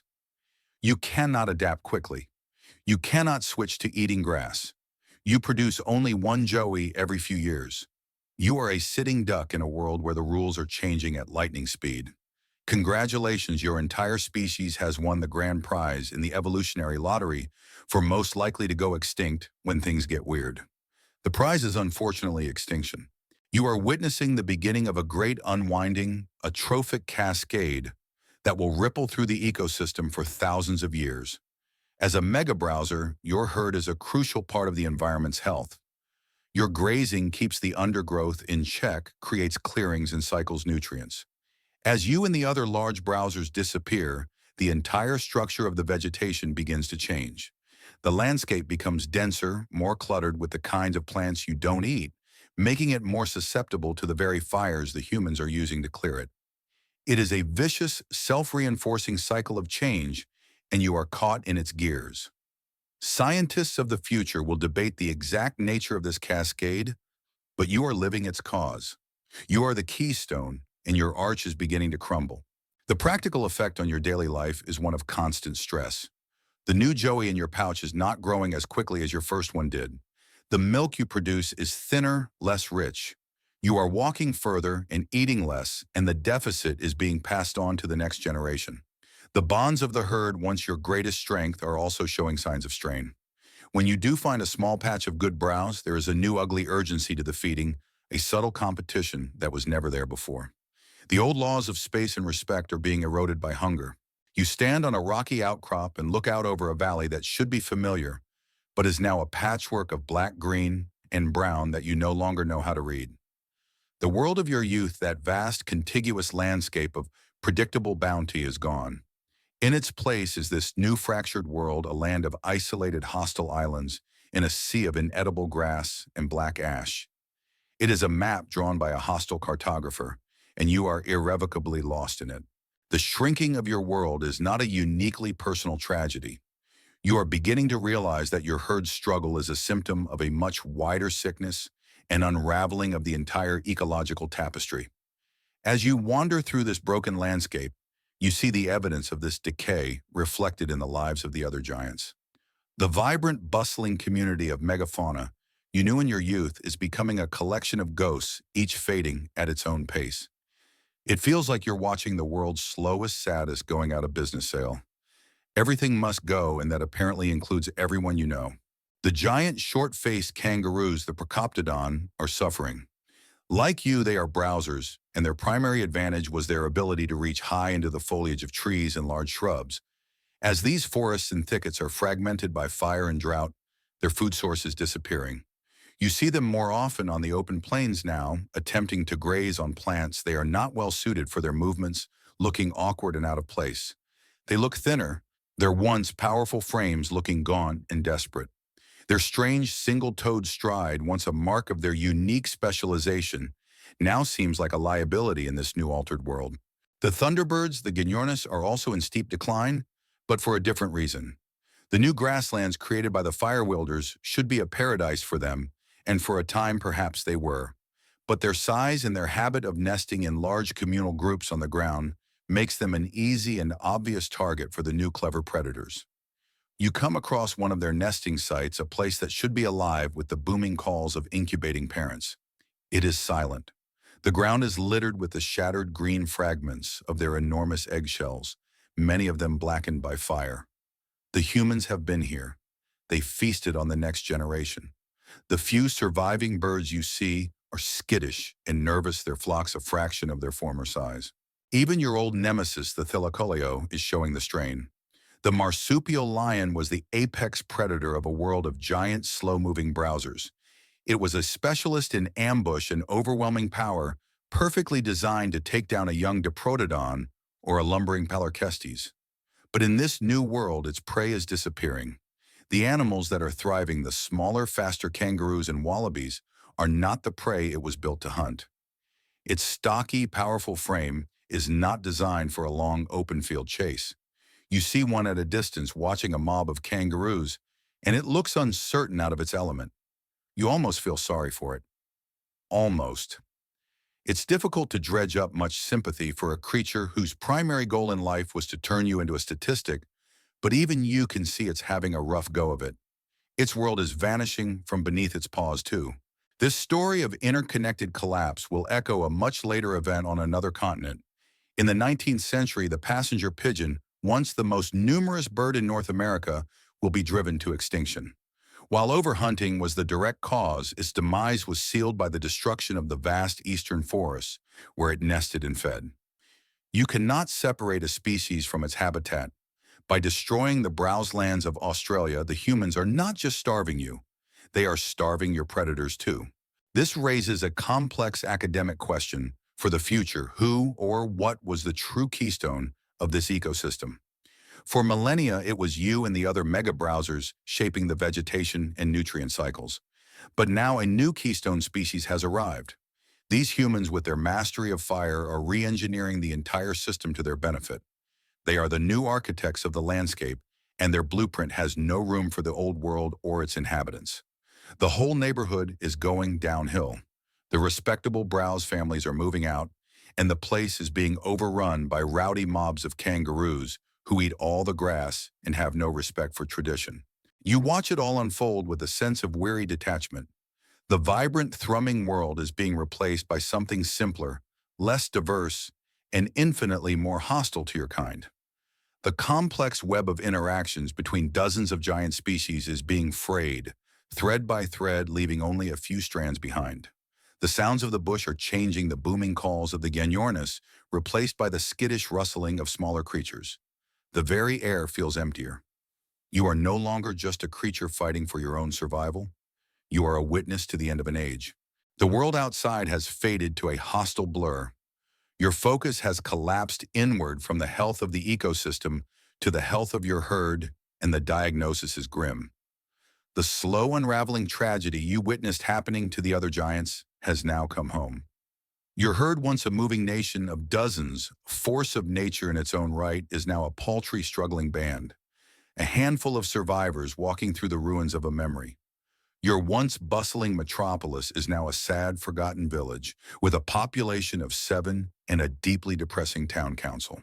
The most devastating loss was the matriarch. She did not fall to a predator or a spear. She died the way the world around her was dying, a slow, quiet fading. One morning after a long, fruitless trek, she simply lay down and did not have the strength to rise again. The herd stood around her for a long time in a rare silent vigil. Her death was more than the loss of a leader. It was the burning of a library. All her knowledge, all her memories of greener times and secret soaks, all the ancient maps in her mind, they were all gone. Now you are all just guessing. Your own mother now, one of the oldest females, tries to lead, but she is navigating from a more recent, more broken memory of the world. The other faces are gone too. A young bull, weakened by hunger, got stuck in the deep mud of a drying waterhole and had to be left behind. Another female, your mother's closest companion, was lost during a brush fire, confused by the unnatural speed and direction of a human-lit burn. There are no young ones. The last joey besides your own, a frail little male, vanished from its mother's pouch one night, likely taken by a smaller, opportunistic predator, while the herd slept the sleep of pure exhaustion. The herd has officially stopped producing new models. Everyone is a classic, and not in a good way. You are all just old and tired. Your small group is a living embodiment of what future scientists will call an extinction debt. You are still walking, breathing, and foraging, but your fate is already sealed. Your numbers are too low for long-term genetic viability. Your habitat is too fragmented to support a recovery. Your birth rate has fallen far below the replacement rate. You are the walking dead. You are a zombie herd still moving, but the spark has gone. The only thing you are hungry for is a decent patch of browse that hasn't already been eaten or burned. This slow, agonizing decline is how it happens for many. It is not always a sudden, dramatic apocalypse. Long before you, on a different continent, another species faced its own bottleneck. After the Toba super eruption, a volcanic event that plunged the world into a harsh winter, the global population of early modern humans was thought to be reduced to a few thousand individuals, a species on the brink. They recovered. They were adaptable generalists.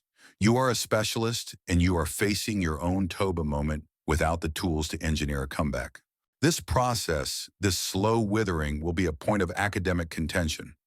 Scientists will argue whether the megafauna extinction was a rapid continent-wide blitz or a long, dwindling decline. Your reality is that of the long decline. Perhaps somewhere else on this vast continent in a sheltered mountain valley or a wet coastal forest, there are other healthier herds of Diprotodon. Perhaps you are not the last of your kind, but you are the last in this vast arid expanse. You are on the front lines of the extinction event, a regional population blinking out of existence, a preview of the continental fate to come.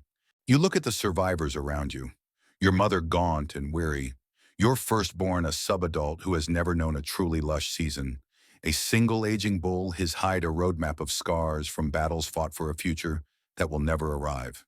Two other females, both barren and listless. And you with the last Joey, a tiny fragile ember of hope in a world turning to ash. You are no longer a herd, a great social organism.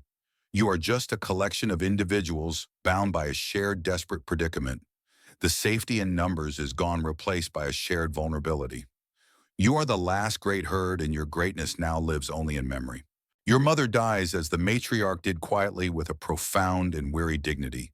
She lies down in the sparse shade of a wilting bloodwood tree and does not rise again. Her passing is the final severing of the link to the past. The knowledge of the herd, already a tattered and incomplete scroll, is now gone. The responsibility settles on you, not through a choice or a challenge, but by simple, brutal default. You are the oldest mother left. You are the one who has seen the most seasons. You are the new matriarch of a nation of 5. The promotion comes with no ceremony, just the crushing weight of 4 other lives looking to you for answers you don't have. There is the old bull, your firstborn son, and the 2 other barren females. They are your family, your subjects, your burden. You look at their gaunt frames and hollow eyes, and a desperate, half-forgotten memory surfaces. A memory from your own youth of a journey with the old matriarch to a place of impossible greenness, a vast lake that shimmered even in the driest of seasons. It was a place she led you to after a particularly bad dry spell, a secret sanctuary. It is a faint and hazy memory, a dream of water and abundance. It is all you have left. And so you begin the last migration. This is not a strategic seasonal movement. This is a death march fueled by a flicker of hope. You turn your great head toward the north, where you think the lake lies, and begin to walk. The others follow their steps, shuffling and slow. The plan is based on a vague memory you have of a place that might have water.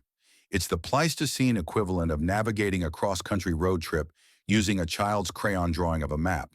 But it is better than staying put and waiting to die.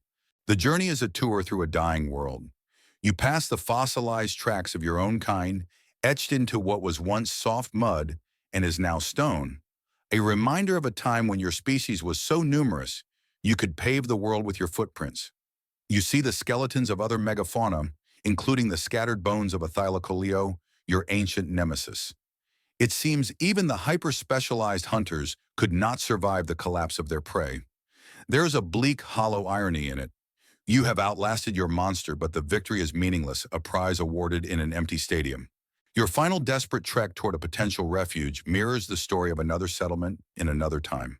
The Norse colonists in Greenland, who thrived for centuries during a warm period, found their world failing when the Little Ice Age began. Their farms failed, their access to the sea was cut off by ice, and their trade routes vanished. They clung to their old ways, unable to adapt until their society dwindled and disappeared. Like them, you are a specialist bound to a way of life the world will no longer support, leading your last survivors through a landscape that has become a cold and hostile stranger. Days blur into a monotonous cycle of walking under a white-hot sun. The Joey in your pouch is a constant lightweight, a fragile passenger on this doomed voyage. You find just enough withered browse and dig for just enough muddy water to keep going.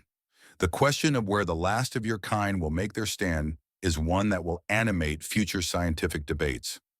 Fossil sites like Lake Calabana and Cuddy Springs, which show a high concentration of megafauna, remains around ancient water sources, will be interpreted as these final refugia.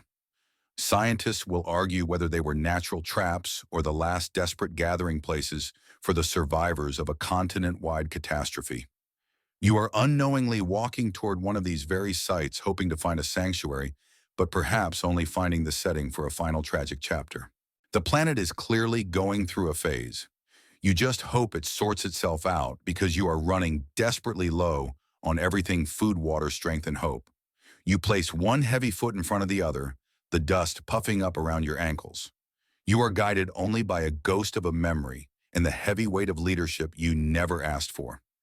You are the matriarch of the end of the world, leading your tiny tattered family on one last desperate search for a dream of water. After weeks of a soul-crushing trek, you smell it.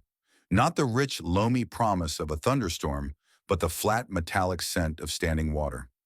Hope and emotion you thought had withered and died flickers weakly in your chest. You quicken your pace, a clumsy shuffling run, and the others follow. You break through a final screen of withered scrub, and there it is, the lake of your memory, or what's left of it. It is not the vast, shimmering expanse you remembered. It is a shrunken, muddy waterhole, a large, depressing puddle fringed with cracked mud and the skeletons of less fortunate creatures. But it is water. It is life. And you are not the only ones who think so. They are here. A clan of the fire wielders, more than you have ever seen in one place, camped along the far shore. They are thin, but they are not weak. They are survivors just like you. And as you and your tiny herd stumble toward the water's edge, their activity ceases.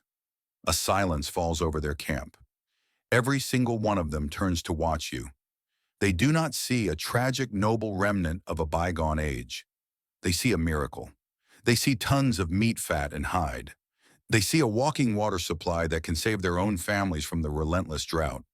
In their gaunt, determined faces, you see your own desperation reflected back at you. There is no malice in their eyes, only a hard, unflinching purpose. This is not a contest of anger. It is a contest of hunger. The old bull beside you lets out a low warning rumble, but it lacks the confident power of his youth. It is a hollow, tired sound. The humans are not deterred. The men rise, picking up their long, pointy sticks. You see now that some of the sticks are fitted into another shorter stick with a hook at the end. You don't know that this is an atlatl, a spear thrower, a simple but revolutionary piece of technology that turns the human arm into a deadly lever capable of launching a projectile with a velocity and force you cannot comprehend. The attack is a masterpiece of strategy, a chilling display of cooperative intelligence that far surpasses the brute force of a Thylacoleo. They don't charge. They spread out, forming a wide, loose crescent, cutting off your retreat. A few of them begin to shout and bang sticks together, a confusing rhythmic clamor designed to panic and disorient you. Remember when you thought they were harmless? That was a fun, simple time. A not being actively harassed by a coordinated hunting party time. They target the old bull first. He is the largest and most obvious threat. A volley of spears flies through the air, faster and further than should be possible. They are not random. They are aimed. Several thud into his flank and shoulder. He roars in pain and rage, charging at the nearest hunter, but the man is nimble, dancing out of the way as another spear strikes the bull from the side. They are a fluid, intelligent organism, and he is a great wounded beast, wasting his strength against phantoms. You try to rally your small family to form a defensive circle, but the chaos is too much. The humans are now using fire-lighting clumps of dry spinifex grass and tossing the flaming bundles toward you, using the smoke and flames to separate you from each other. You have finally figured out what the pointy sticks are for. It turns out they aren't just a quirky fashion accessory. You'd like to lodge a formal complaint with their designer, but you're a bit preoccupied. A sharp, searing pain erupts in your own shoulder as a spear launched by the power of an atlatl bites deep. The stone tip grinds against your shoulder blade. The shock of it is immense. You stumble and another spear hits your hindquarter. You look for your firstborn, your son, and see him trying to fend off two hunters who are jabbing at his face, trying to blind him. The two females are panicked, running aimlessly, only to be turned back by more spears. This is how it's done. This is the answer to the academic debate about whether a few small humans could kill a giant. They don't need to be stronger. They just need to be smarter, more patient, and better armed. On another continent, other hunters were driving entire herds of bison off cliffs at a place that would be called Head Smashed In. It was a triumph of planning and cooperation.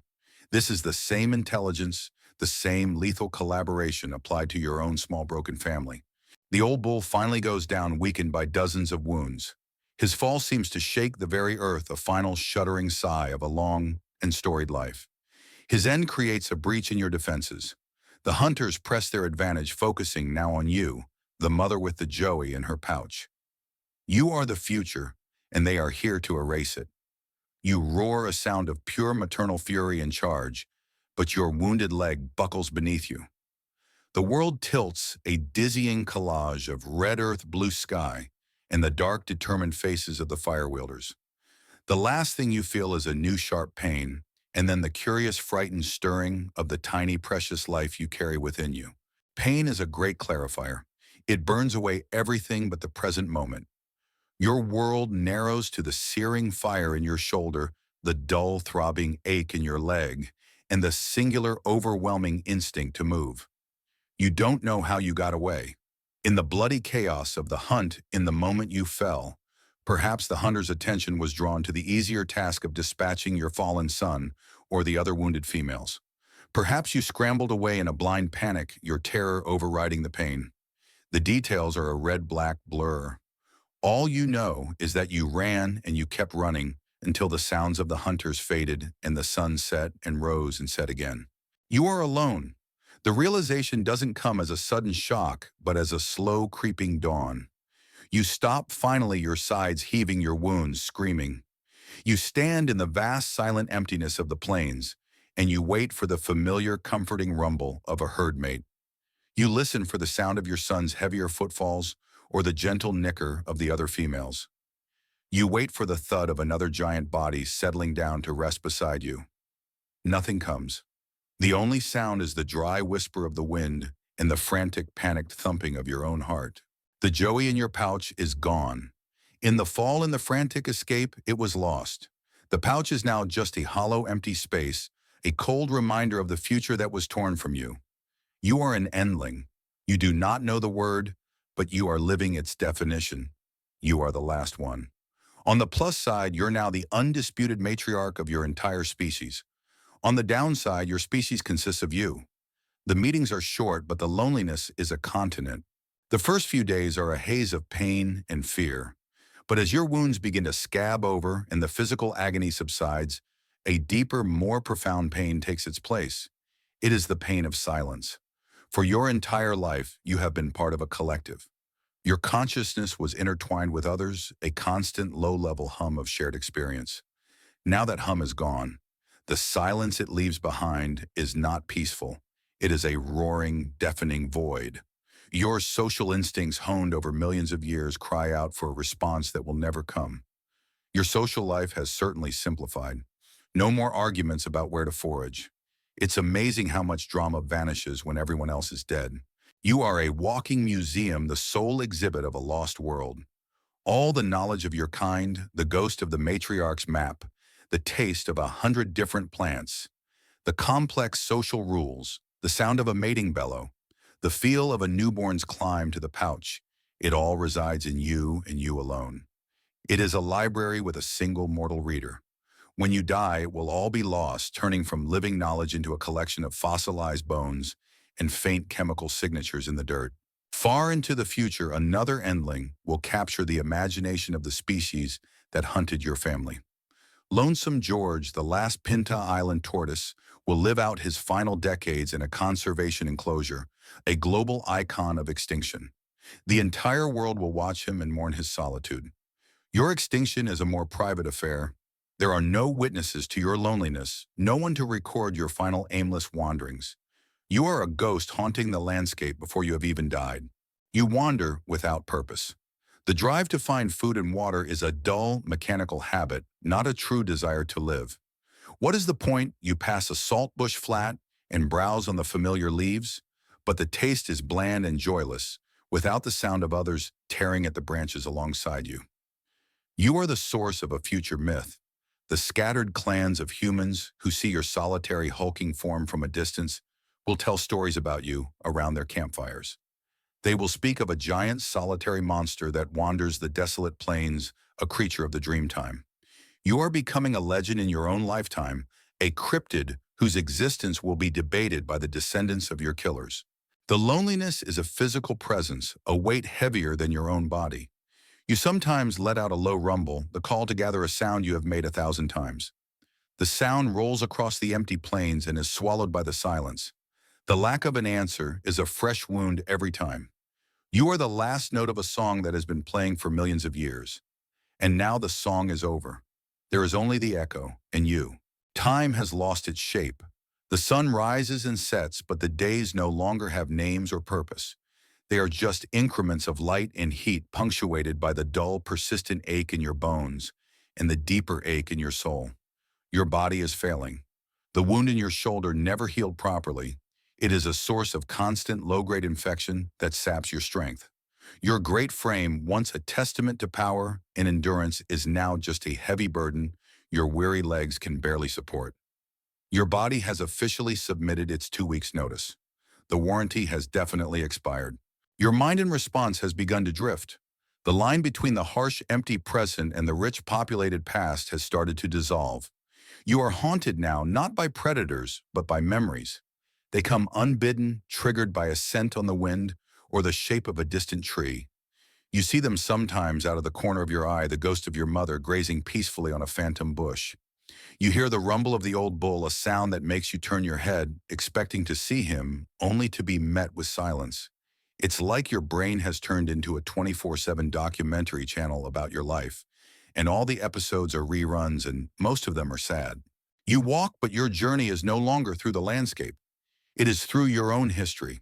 You find yourself on a path you walked as a joey tucked securely between your mother and the flank of the herd, and for a blissful, confusing moment, the terror of your solitude recedes, replaced by the remembered warmth of their presence. You can almost feel the soft, dark comfort of the pouch, smell the milky scent of your first home. You stop at a salt bush and take a bite, and the taste transports you back to your first wobbly attempts at foraging the salty tang, a shocking and wonderful discovery. The memory is more real, more nourishing than the dry, dusty leaves you are actually chewing. The debate about the consciousness of an animal like you will never be resolved by future scientists.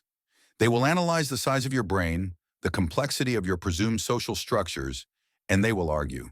Could you feel grief? Did you understand your own solitude? Your final days are a silent, powerful argument. You are not just a biological machine running down. You are a sentient mind drowning in sorrow, retreating into the only comfort left, the past. You drift through a gallery of moments. The terror of the Thylacoleo, a flash of dappled fur, and a glinting claw still makes your heart hammer. The pride of watching your firstborn take his own first steps, a perfect echo of your own. The deep guttural bellow of the bulls in combat, a sound of terrifying vitality. The cool, soothing mud of the wallow the old matriarch led you to. These moments flicker and fade, a slideshow playing against the backdrop of the red dust.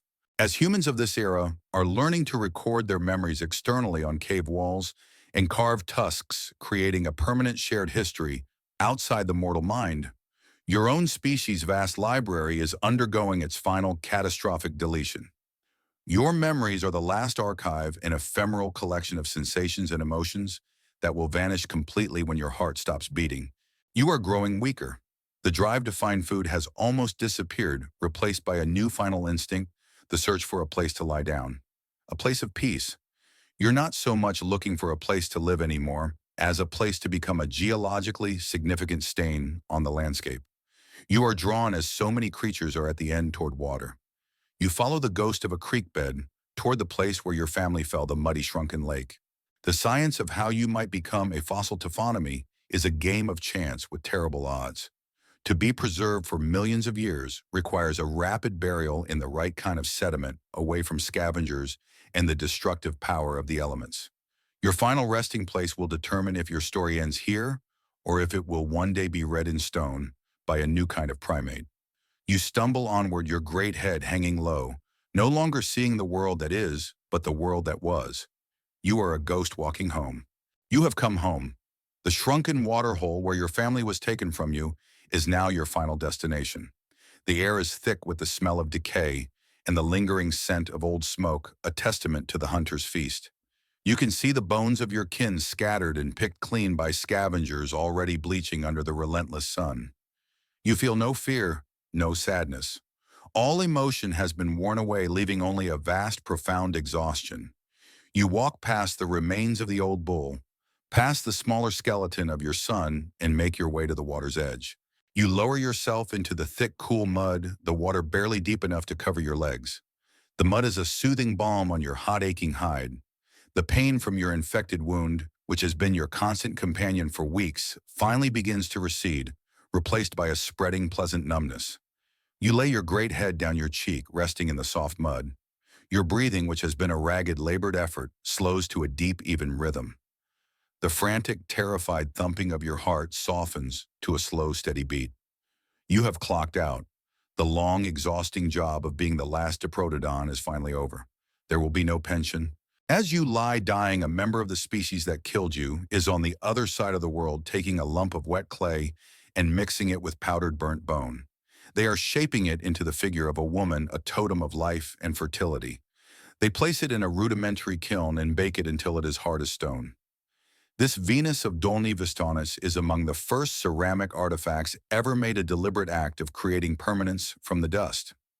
As your organic form begins its journey back to dust, their technological lineage is just beginning its journey toward permanence. Your last breath leaves you in a gentle sigh. The great heart that has beaten for decades gives a final tired flutter and is still. The memories that haunted you, the ghosts of your herd, all dissolve into a peaceful, dreamless darkness.